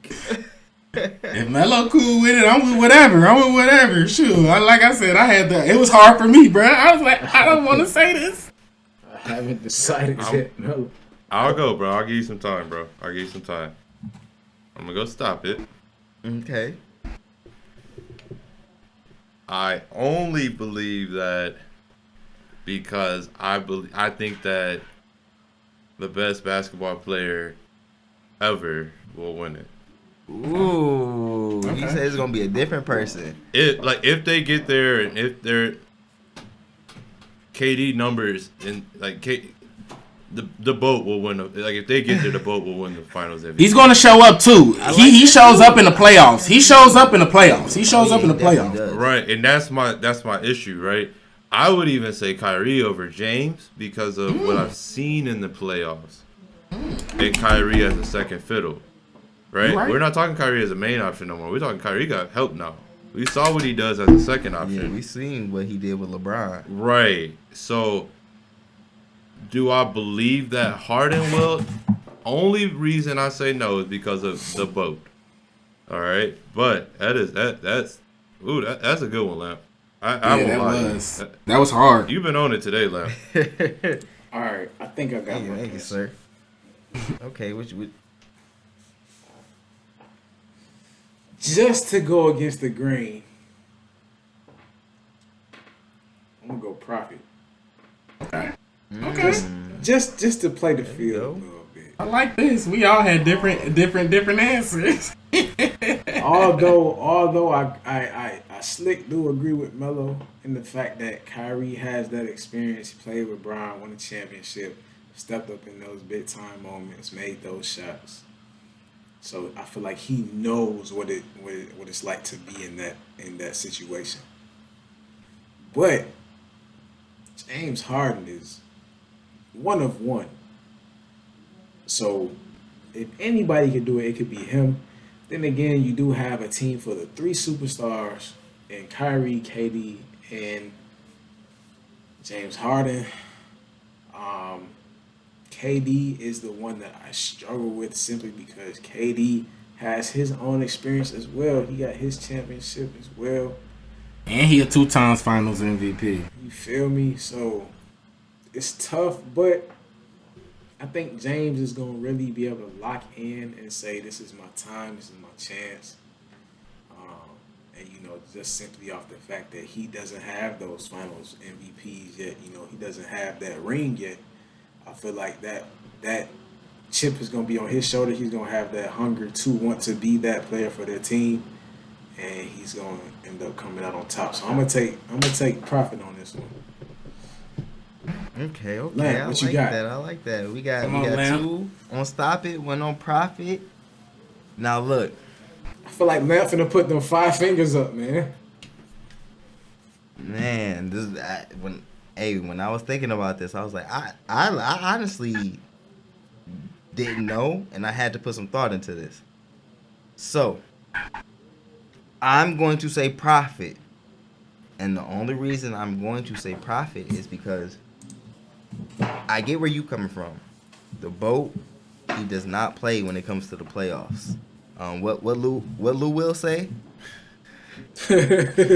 Promise, we tried to go. We tried. We tried to It's guard Kevin him. Durant. I promise we trying. We tried. We definitely tried to guard him. So, like, he's going to get his buckets. He's going to be a pivotal part of what the Nets do. But when it comes to the glue, James Harden has shown that he can get the other players involved and get them going, like, and motivate them to play defense. Because, like y'all said, defense is a big part of winning championships. So I don't know the exact number, and I don't want to, like, I would have to be fact checked, but I'm pretty sure the Nets won majority of their games when James Harden played. They've won a lot more games when James Harden played than when the other two have played. So KD can play by himself, Kyrie can play by himself, Kyrie and KD can play together, and it doesn't compare to when James Harden plays even by himself or with KD or with Kyrie. They win more games. And that's because James Harden gets the other players involved, which then therefore motivates them to play their hardest and even play defense. So for him being the glue and the playmaker, I feel like that's going to be a very important part when it comes to them getting to the finals, because I don't see Milwaukee beating them, not 4 times. But like if they get to the finals, that's going to be a key component, making sure everybody is 100% and fully all attention is divided on to the game and us winning. So when I know all my role players are going to get their touches and not just sit around and watch whatever Kyrie might be doing or KD go off, we gonna get our touches too, because James gonna make sure we get our touches. So now, since I'm touching the ball, since I'm shooting, since I'm getting my points, oh yeah, I'm finna play defense too, because like I'm motivated now. So I feel like in that aspect, that might get James Harden the nod to get the MVP of the finals. But I really feel like KD, Kyrie, it's definitely a big up into which way you want to go, or like I said, this is far down the road. This was a big profit or stop it. So I like what we said. I like everybody's opinion. Everybody had a good opinion. We all had different reasons as to why. So I really like that. I really like that.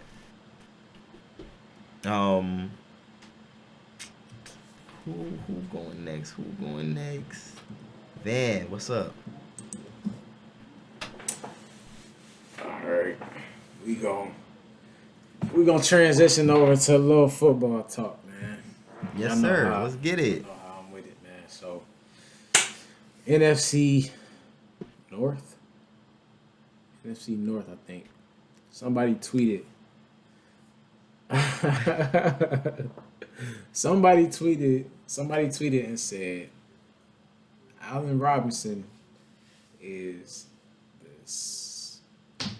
Well, they ranked the receivers in the NFC North. Devontae Adams won, which is unanimous. That no question. Devontae Adams won. Devontae Adams. Well, can you say another word to describe that? Because that word unanimous is already taken for a person. Oh my! His day just passed, actually. Sorry, bro. My bad, bro. My bad, bro. Thank you, bro. Devontae Adams won, which is the people's choice. Can I say that? Okay. That's fine. We just know when we hear the word unanimous, there's only one. Gosh. Steph Curry fans, man. Shout out to them. I'm saying, what other sport is there a unanimous person? You're right. He is number one. So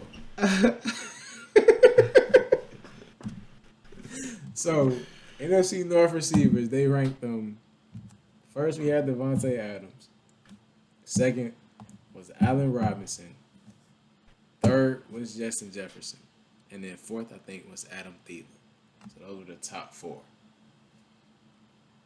As far as the ranking goes, so Devontae Adams first, Allen Robinson second, Justin Jefferson third, Adam Thielen fourth. Profit or stop it. Melo. Say it one more time. Devontae Adams 1. Mm-hmm. Allen Robinson 2. But just in case y'all don't know what teams they play for, Devontae Adams 1 for the Packers. Allen Robinson 2 for the Bears. 3, Justin Jefferson for the Vikings, and 4, Adam Thielen for the Vikings. Do you agree with that ranking, Melo? That's a profit. Profit? Yeah. Who? That's a profit. Who would you? What are you gonna put? Justin ahead of Allen? I'm not. I didn't say yes or I didn't say wait, bro. All I said was I didn't say yes or no. Okay, you're right. All right, bet. Don't worry about it. Don't even worry about it. Profit. I'm just listening to your take. That's so it. So Devontae is number 1, and he's on like the moon, right? And then the rest of the people are just on Earth trying to figure out who's second, third, and fourth. That's like the gap between 1 and 2, right? But I'm fine with Allen Robinson. Allen Robinson who was his quarterback this past year? Wait. I'm just saying. Kirk Cousins. Right, but Jefferson also has who on the other side of him? Quit playing with me, bro. Stop that, bro. You need to stop it.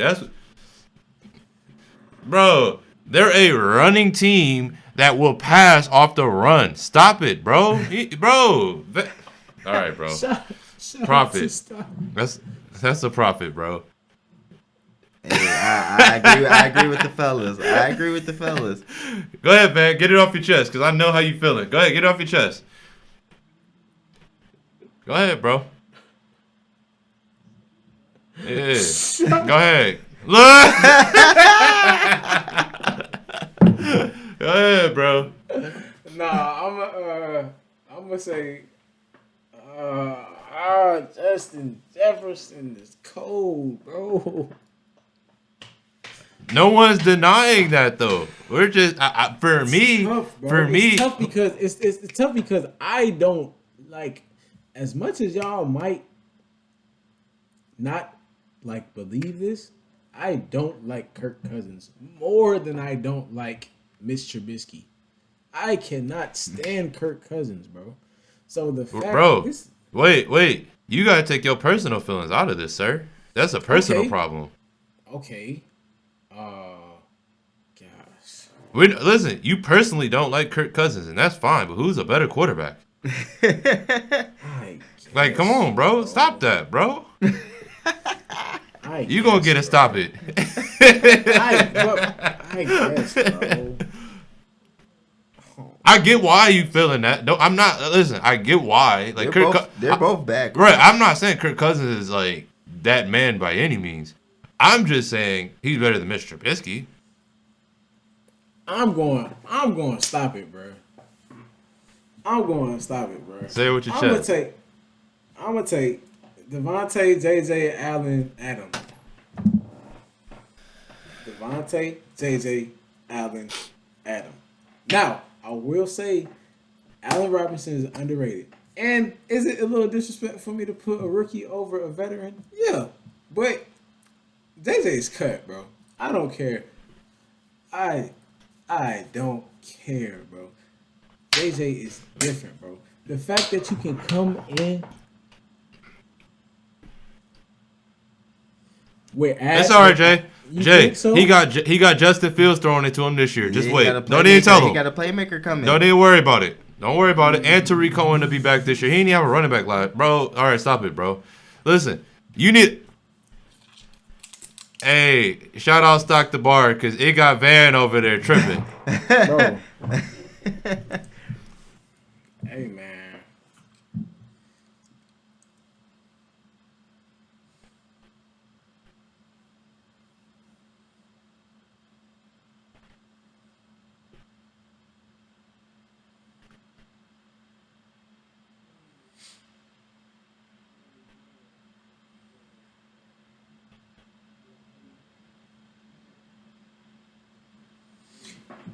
Wait. Real quick. This is like a question within the Profit or Stop It. Do y'all think that if Aaron Rodgers leaves the Packers, do y'all think that Devontae Adams' numbers will take any kind of plummet? Well, he's always open in my eyes. I've watched the tape. So anybody, so you don't think so? If they could throw, ain't no plummet. He said, that man said, "Listen." What dude say, bro? He said, "Listen, I saw how you got off the line there." Shout out NFL Films. Listen for those that don't know, Devontae Adams.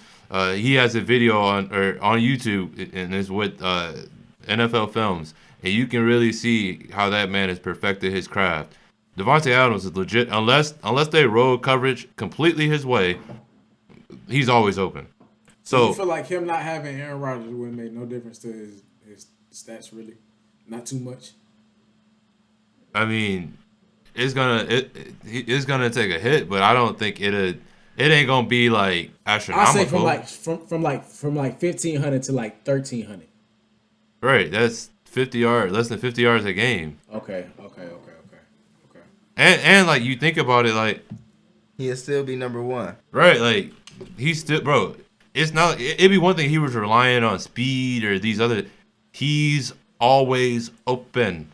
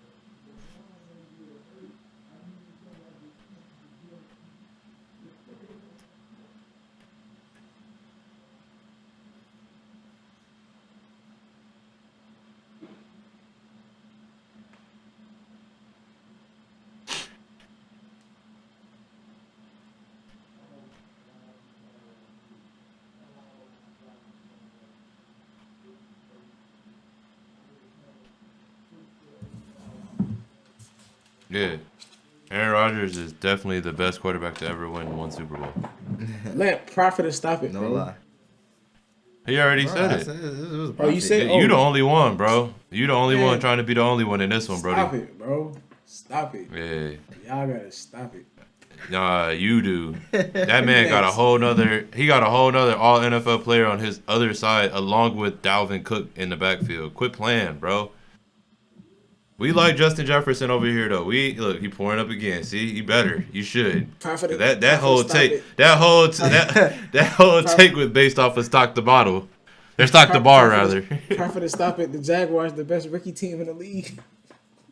This dude. Melvin, go before I say anything else. I ain't supposed to say, bro. Go. No, yeah. Whose go, turn is it? Yo, he said go. He said go, Melo. Go ahead. Oh, bet. All right, bet. Let's get it. So, I'm going to take it real quick back to the playoffs. All right? And I'm going to take it somewhere. We ain't discussed this yet today, so I'm going to take it this way. Profit or stop it. Playoff P shows up this year. Oh my gosh! It's that time of the year. Hold on, let me explain. Gosh. Let me explain for our viewers and our listeners. Playoff P is known as that's Paul George's self-proclaimed nickname for the playoffs, and Playoff P has taken a whole life of his own. You know, you got Pandemic P, you know, you got Playoff Piss, you got I mean way off P. Hit the backboard, P. I'm just saying. So I want to know, because everyone is starting to feel and believe, because he's had another good regular season, and as we start turning the corner into the playoffs, will Paul George turn into George Paul this playoffs? I guess let me formulate into to playoff P will actually be playoff P this year, so he's gonna have a good playoff run this year. Profit or stop it. Oh man, I'm gonna go Huncho. I'm going. Stop it, bro. stop it. Why stop it, bro? He got Rondo this year. Clippers playing well. They got chemistry. The issue that was in their locker room is now playing for the Lakers, and he barely can get off the bench. What's up? Talk to me, bro. Until I can see otherwise, bro, I'm going to stop it, bro. And there's no reason why he's shooting. No disrespect to Paul George, man. Paul George is a dog, bro. But there's no reason why he's shooting air balls in a playoff game, bro. Hey, bro. Bro, this man hit the top right of the backboard. I ain't never seen it, bro. Bro, like, I don't even want to. I ain't never seen it. Not by no player that's a superstar, quote unquote. I can't, bro. I fail to see it, bro. I have to be convinced. I know he can ball during the regular season, but I gotta be convinced, bro. Until he shows me that he can ball in the playoffs, bro, he's gonna be playoff piss, bro. No. Shout out to Paul George.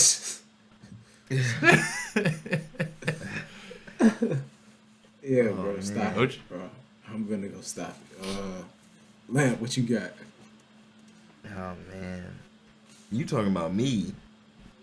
This one is a stomper for sure, because we all know that Paul George has not been playoff P. Well, he has been. That's the issue. We need him to be Paul George. Okay, so Paul George has not been Paul George since he's left Indiana. And that's a tough pill to swallow. But yeah, it's been like 4 or 5 seasons, if I'm not mistaken. Man, this is hard. All right, bro. Go out on the limb. You sound like you're ready to say it. I'm going to go Profit. Hey. I'm going to go Profit. It's only so many times you can hit the backboard before you just start hitting all net. It's only so many times. So look, like Melo said, There's only so many times it can happen. We've had to correct that by now. So like Melo said, chemistry is up. They're on pace to be the best offensive team in the league. History, dang near. Number 1 3-point shooting team. Number 1 3-point shooting team. Number 1 free throw shooting team. They shooting the ball. Paul George has had his best season shooting the ball, even though it's just by 1%. He went from 41 to 42. From three. Yeah, man. He has something to prove. He has something to prove. If he messes up this year, ain't no way he's not gonna talk next season. Like, he's not gonna say nothing because, like I said, he has something to prove. Everybody has been coming at him reckless this season. He hated it. He's mad at the fact that people are talking so much trash about him. They don't put no respect on his name. So I mean, I feel like now's the time, if any, to put some respect on your name. So I'm gonna go with Prophet. Ain't no reason why he can't be playoff P, even though you gave yourself that name, which you should have never did, which is probably half of his problems now, that he gave himself that name. But yeah, I believe you, Paul George. Come on, man. No. Come on, man. Y'all can at least make it to the conference finals. Come on, let's do it. Stay at 42%. I'm going Prophet. Go ahead, Jay.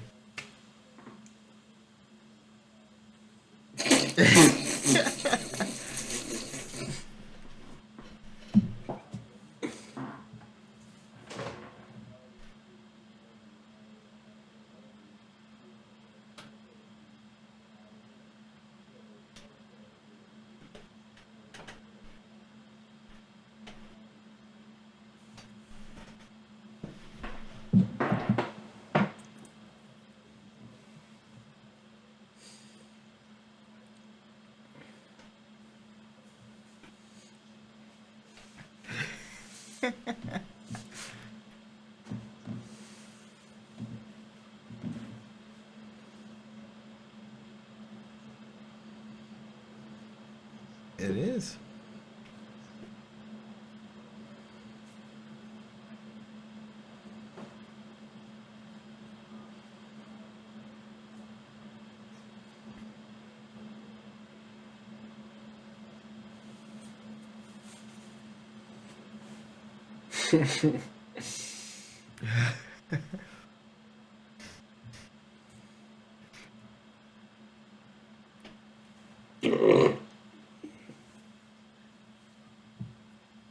Man, they barely got out last year.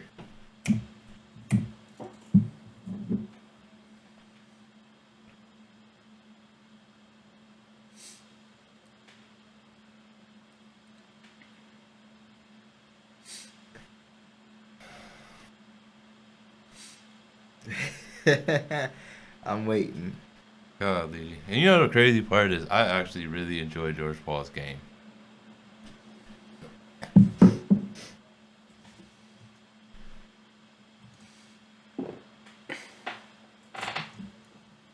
Thank you, Jay. I appreciate that because everybody thinks I'm a Paul George hater, and I promise I'm actually not a hater of him. I just react to what I see. I have a tweet. I have a tweet pulled up, and this will be you guys will know exactly what I'm gonna say after this. Playoff P, pandemic P, way off P. Pandemic P, it don't matter. George Paul will always miss the clutch shots. I really think it was that commercial, man.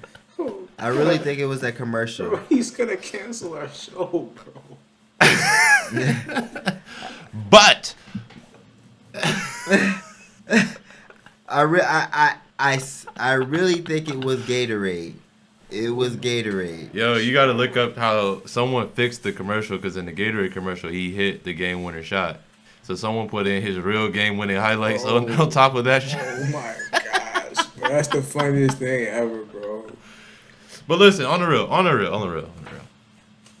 Once again, I really am actually a fan of Paul George. All right, like people struggle to believe that I'm really a fan of Paul George. But I'm with Huncho until I see it, and he gives me any type of hope. The only time we've ever seen him be successful in the playoffs was when? For anybody? Indiana, right? Early on, like when he played those Heat series, right? Mm-hmm. Was there any pressure on playoff P back then? No, he was a youngin. No one even knew who he was until the series, right? So ever since he got the pressure, that's when I don't think y'all realize, but like that's when everything went downhill. But he was just hooping in Indiana. It was just one of the guys and everything else. Like he was straight. Like he ain't had no issues, dunking on people and everything, dapping LeBron up at half court, all that. I don't know what's wrong. I don't know what it is about the psychology of these big playoff moments and big playoff games, but it's just for me. I'm hopeful that I want him to turn it around, but I'm with Van until I see it. I can't go out on the limb and say a prophet when I haven't seen it, and what I have seen repeatedly is what everyone else has seen. So we're just going to leave it at that. Paul George, I hope you have a good playoffs. I actually want you guys to get out the West. I wouldn't mind you guys getting out the West of Wardell for some reason. Can't. Facts, man. Paul George, you a bucket, man. Prove yourself. But that playoff piss, that playoff pitch. He was getting buckets when he had the Mamba behind him, bro. All right. Who left? Did Jay-Tay left? Yeah.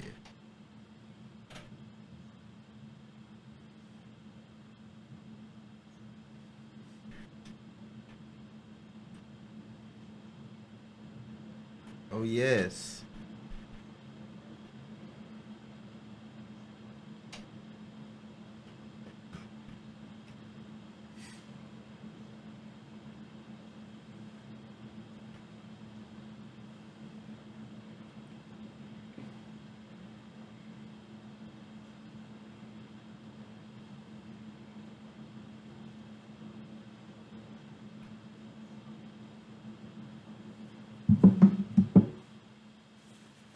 Melo. I gotta stop it. I gotta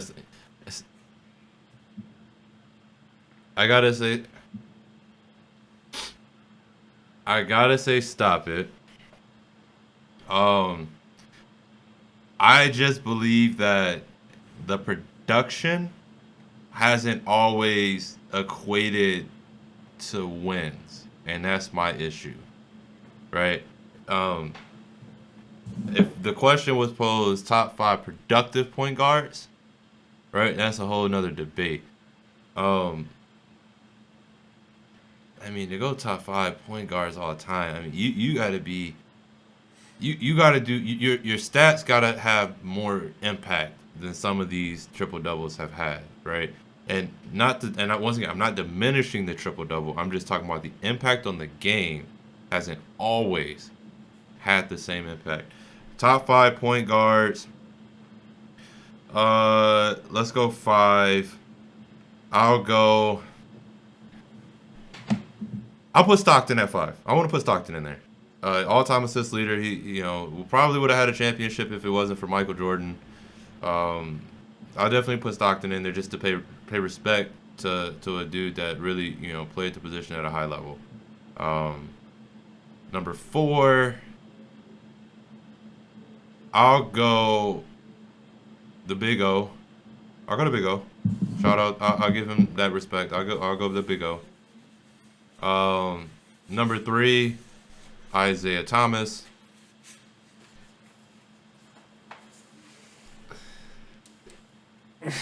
We already know. We already know where he at with it. But let me explain it though. And most people are gonna flip Magic and Steph, and I'm fine with that, right? Like that's my fandom. I never watched the Magic, but the best point guard that I've ever seen play is Wardell Stephen Curry II. The thing that Wardell, Magic, and Isaiah have been able to do at that point guard position. Granted, Magic was 6'9", so I'm gonna pluck him out of this conversation. So we're just gonna look at those top two guys. They were able to lead teams as point guards to championships. Right? I don't think people really understand how hard that is to do. Go back in the history of the league and find a point guard driven team to win the championship, right? You're gonna circle back to, the Isaiah Thomases and the Wardell Currys of the world, and then obviously Magic, but like I said, Magic also was 6'8", 6'9", whereas both of those guys are 6'3" or under, right? So for that reason, those are my top 5. Russell would definitely be 6'7" right? I need something more in the playoffs for him to creep in the top 5.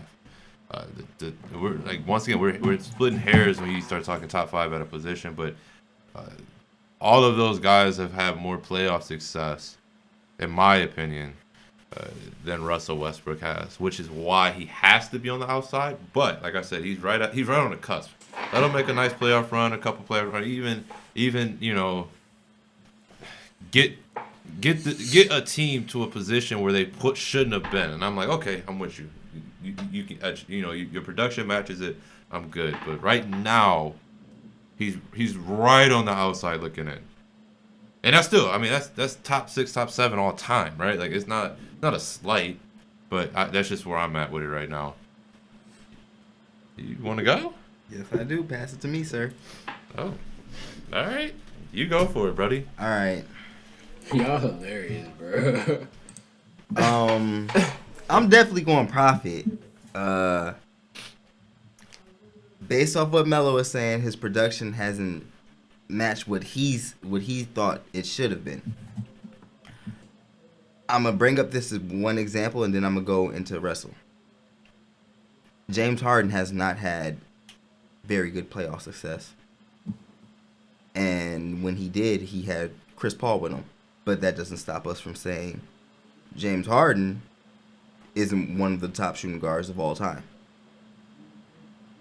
I'm pretty sure people will put him at top 5 easily with no playoff success.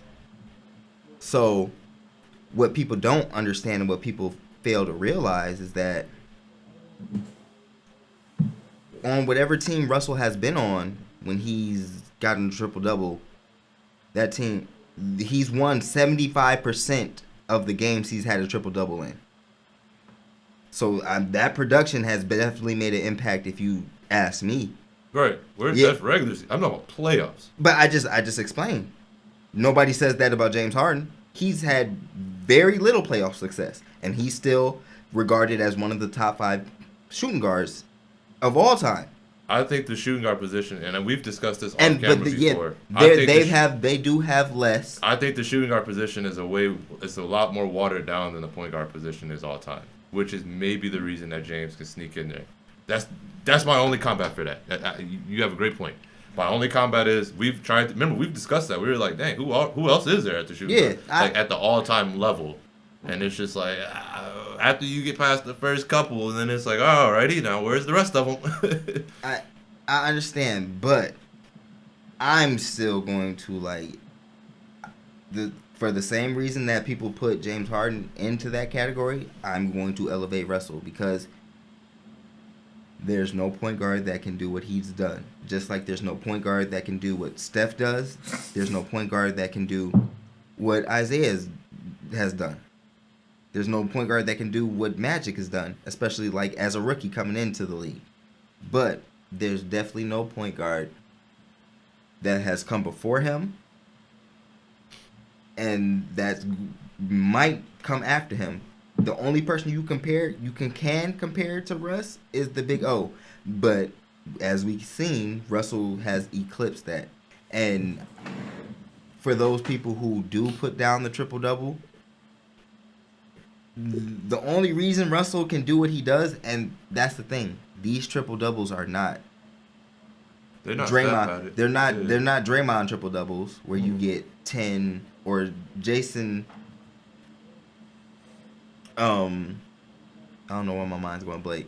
Jason Kidd. Yeah, Jason Kidd. They're not Jason Kidd triple doubles. But he will get you 30, 20, and 20. 20, 20, and 20.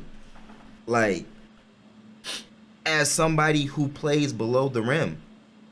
Like, and I'm not saying like he doesn't get up there. He gets up there, but he's only 6'3" in that area.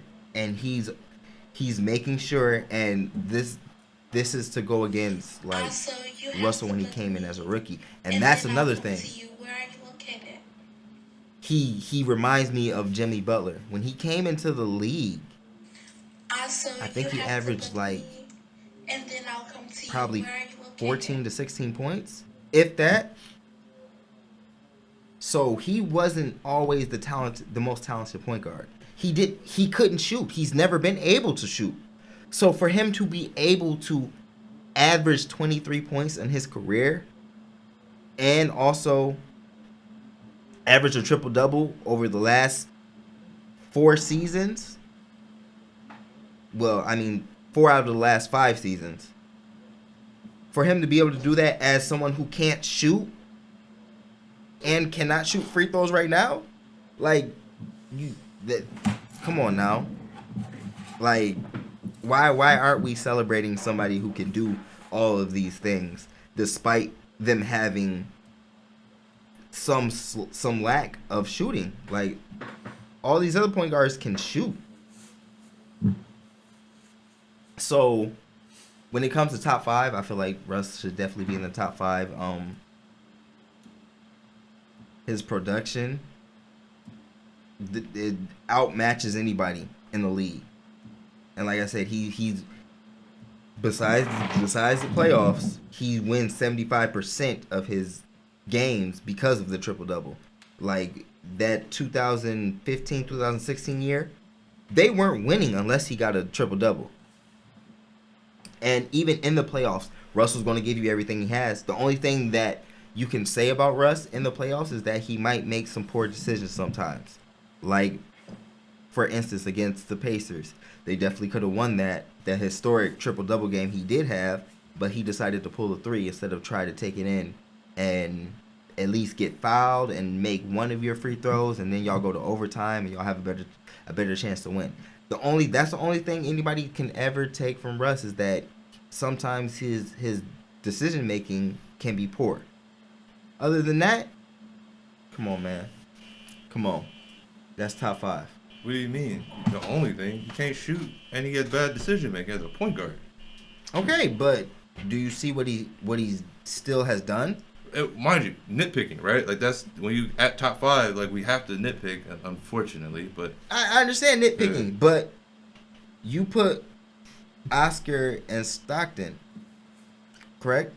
Mm-hmm. Because the former all-time leading most triple doubles ever, and the all-time leading assist player ever. Okay. All right. So. And I said Russell is the next, like, 2 guys. It's but not you're like bringing up their up. highlights. Like, you just brought up assists. Like, Stockton has assists, yes. And he can probably shoot, but what else? What else is, like, what else sets him apart from any other point guard? I told you, if it wasn't for the GOAT, he would have at least had 1 title. Okay, but he doesn't have a title. Right, I'm not denying that. Yeah. There's a lot of people. I'm just saying, like, so what else sets him apart? He's an all-time great playmaker for floor general. Okay. Russell's. You can't say all-time great. He's a great assister. He's not an all-time great floor general. We can't say that. We cannot say that. Why not? How many finals has he been to again? What does that have to do with you How being many a floor general? conference finals has he gotten to? But I'm asking you, what does that have to do with him being an assist and a playmaker and being a floor general? Are we saying he's all-time top 5 talent or all-time top 5 player? What's the difference? I'm saying at that position. I'm saying at that position. At that position, are you a top 5 talent or top 5 player? But my thing is, what is the difference between? So the difference is when you talk about talent, you take away all of the extra accolades. Right. Versus when you're talking about the player, you can't. It's hard for me. It's hard to leave out those things when we're talking about the player. But as a talent, I wouldn't disagree that Russell is probably number 5 or 4. I mean, he's the most athletic point guard ever. What other obviously, he's the triple-double king. Mm-hmm. Like, as far as talent goes, I'll give you that. Top 5 talent. That's a profit. But as a player, he's not a top 5 point guard. No. Okay, but my thing is, and then we can go on to Huncho, but what other accolades does John Stockton have besides assist leader? I'm with you. I'm saying, I'm with you. At the same time, he's also led his team multiple times to a finals. The fact that he is number 1 all the time in assists, and it's not even close. Yeah, no, I get you.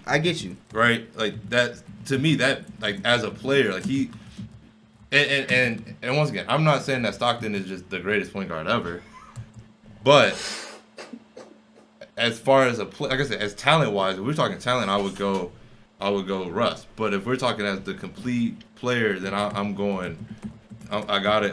It's hard for me right now to eclipse him into that upper echelon of point guard. And I love Russ. I love Russ. The only other thing I will say is it's harder for Russ to do that as a point guard when he hasn't had a team tailored for him.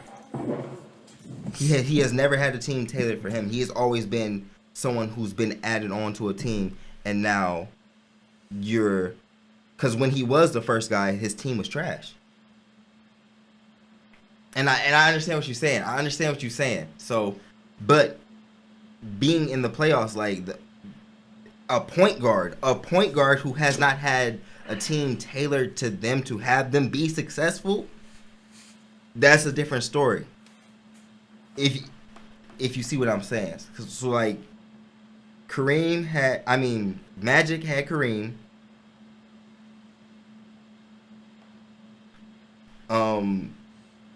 Stockton had Malone, which they were tailored to like play together with each other.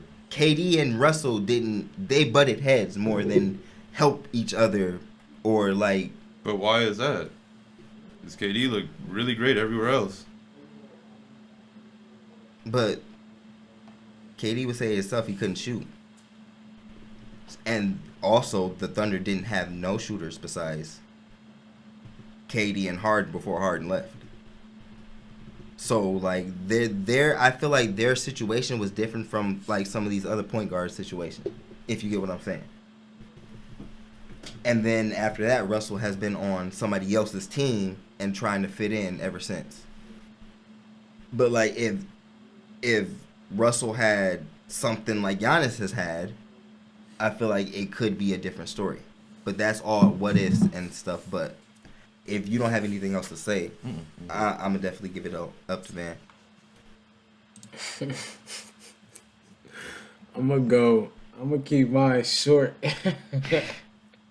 and straight to the point. I'm going to go no order. Well, first, let me say, Westbrook, I respect his game. Amazing at what he does. You know, being able to put up the stats that he does, helping his teams out the way that he does. But I can't give him top 5. There's too many people before him that have actually, brought their team. It's one thing to put up the numbers, but also like, what are you actually bringing to your team? So I would say I got, like I said, no order. I got Steph, Magic. I might surprise y'all with one too. Steph, Magic. I'm tripping. Steph, Magic, Isaiah Thomas. Who was that? Oscar Robertson and Walt Frazier. I'm gonna put Walt Frazier in there because I think Walt Frazier got two championships.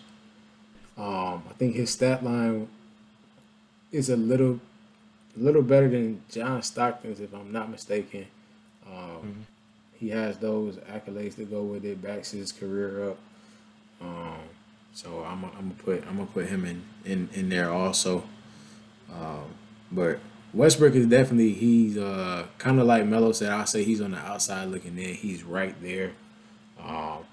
If if he's able to get a championship some kind of way, I feel like that will really be the big jump for him.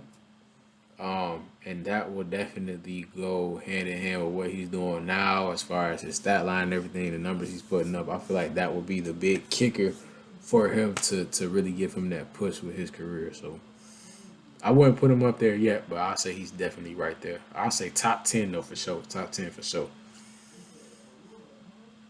So Definitely. Hey, I definitely respect everybody's opinion. I feel like everybody had definitely good points on that. But y'all know what time it is. Shout out.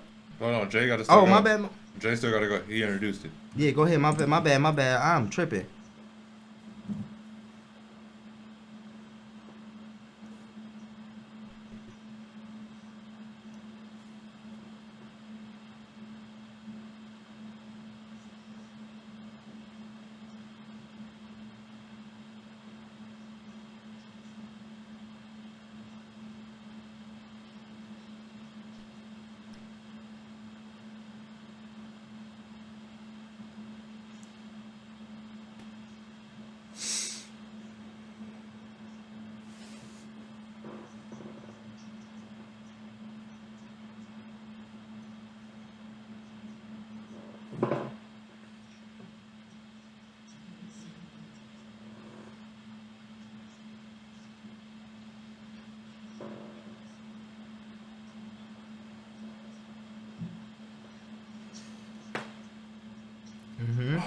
He definitely has a championship.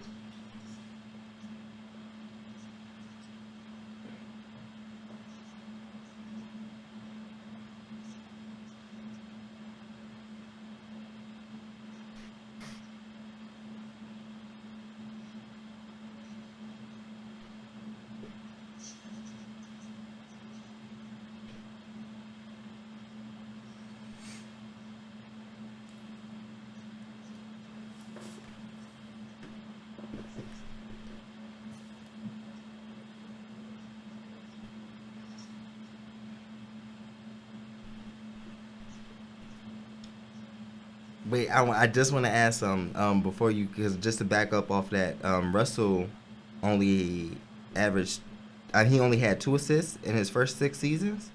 So he's doing all this in the last 5 or 6 seasons of his career. So it's not like he came out the gate getting triple doubles. But like you said, great profiter, stop it. Everybody's topic was fuego. X. So y'all know what time it is. Shout out. Who wants to start? Yeah, He may not make it through, so let's let Huncho get it going. Man, this is about the 5th time.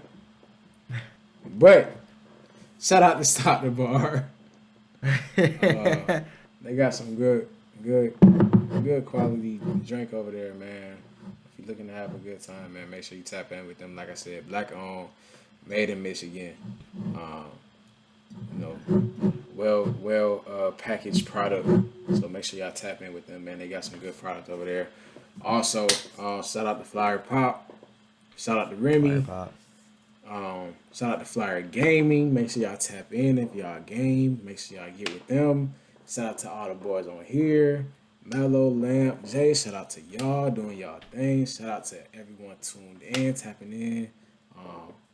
Shout out to my business, which actually is no longer VNor Design. No, hey, I know. Go ahead. What's the new name? We'll be having a I have been having some run-ins with the state trying to get my LLC finalizing everything. Really trying to find a name and everything, but I found one. I don't want to say it yet because I We already know what it is. Huncho to Still trying go. to get it Huncho to processed and go. everything. But Venor Designs is still up and running, but there will be a name change soon later on. So y'all stay tuned. Make sure y'all stay tapped in. Name Goat change Man will probably Huncho, be the coming artist. probably will be coming next week. So yeah, man, if y'all need some work done, video work, graphics, whatever the case may be, make sure y'all tap in. Shout out to Frequent Flyers. Everybody, man. Shoot, who next, man? I'm shouting out everybody and they doggone mama, man. Who next?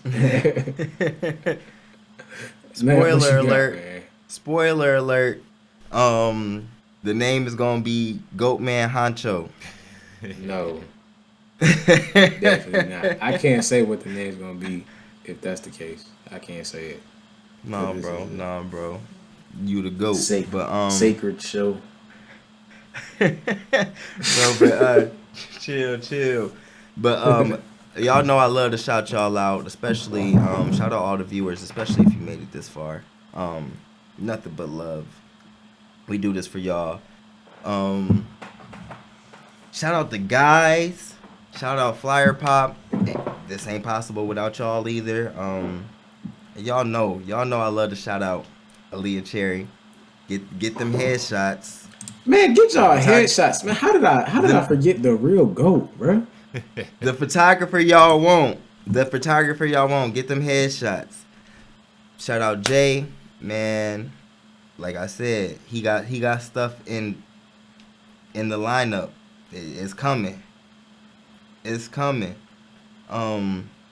Also, shout out Double F, Frequent Flyers, FREEQUENT. That's at FREEQUENT. All social media platforms. I know y'all like them songs. I know y'all like the intro, the outro. That's Frequent Flyers. So go tap in.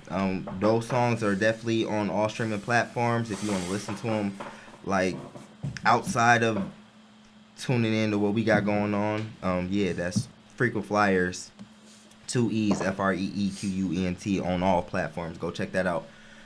That's it.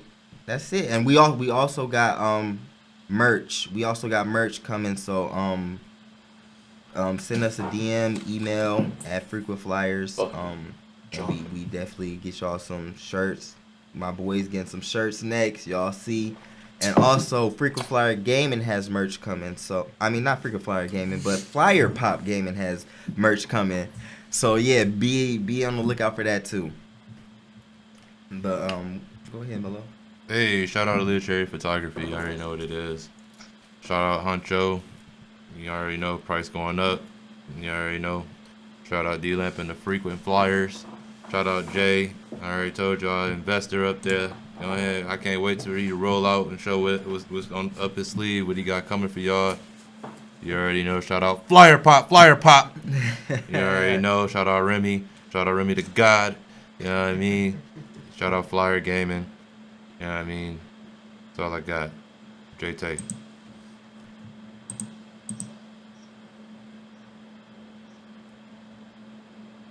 Of course.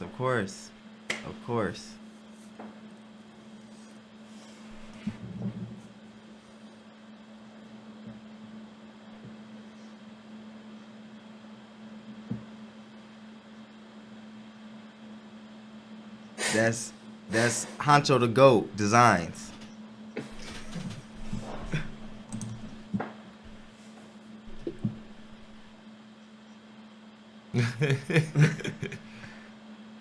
I wish I could do that.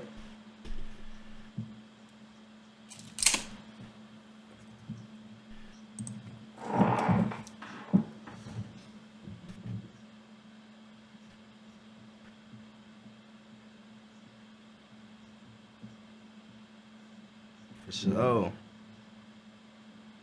Hey, for real. And that's another episode. Of the Party Podcast, man. Thank y'all. Thank everybody. Hey, y'all fellas. Y'all Shout out the real Stop deal, the Bar.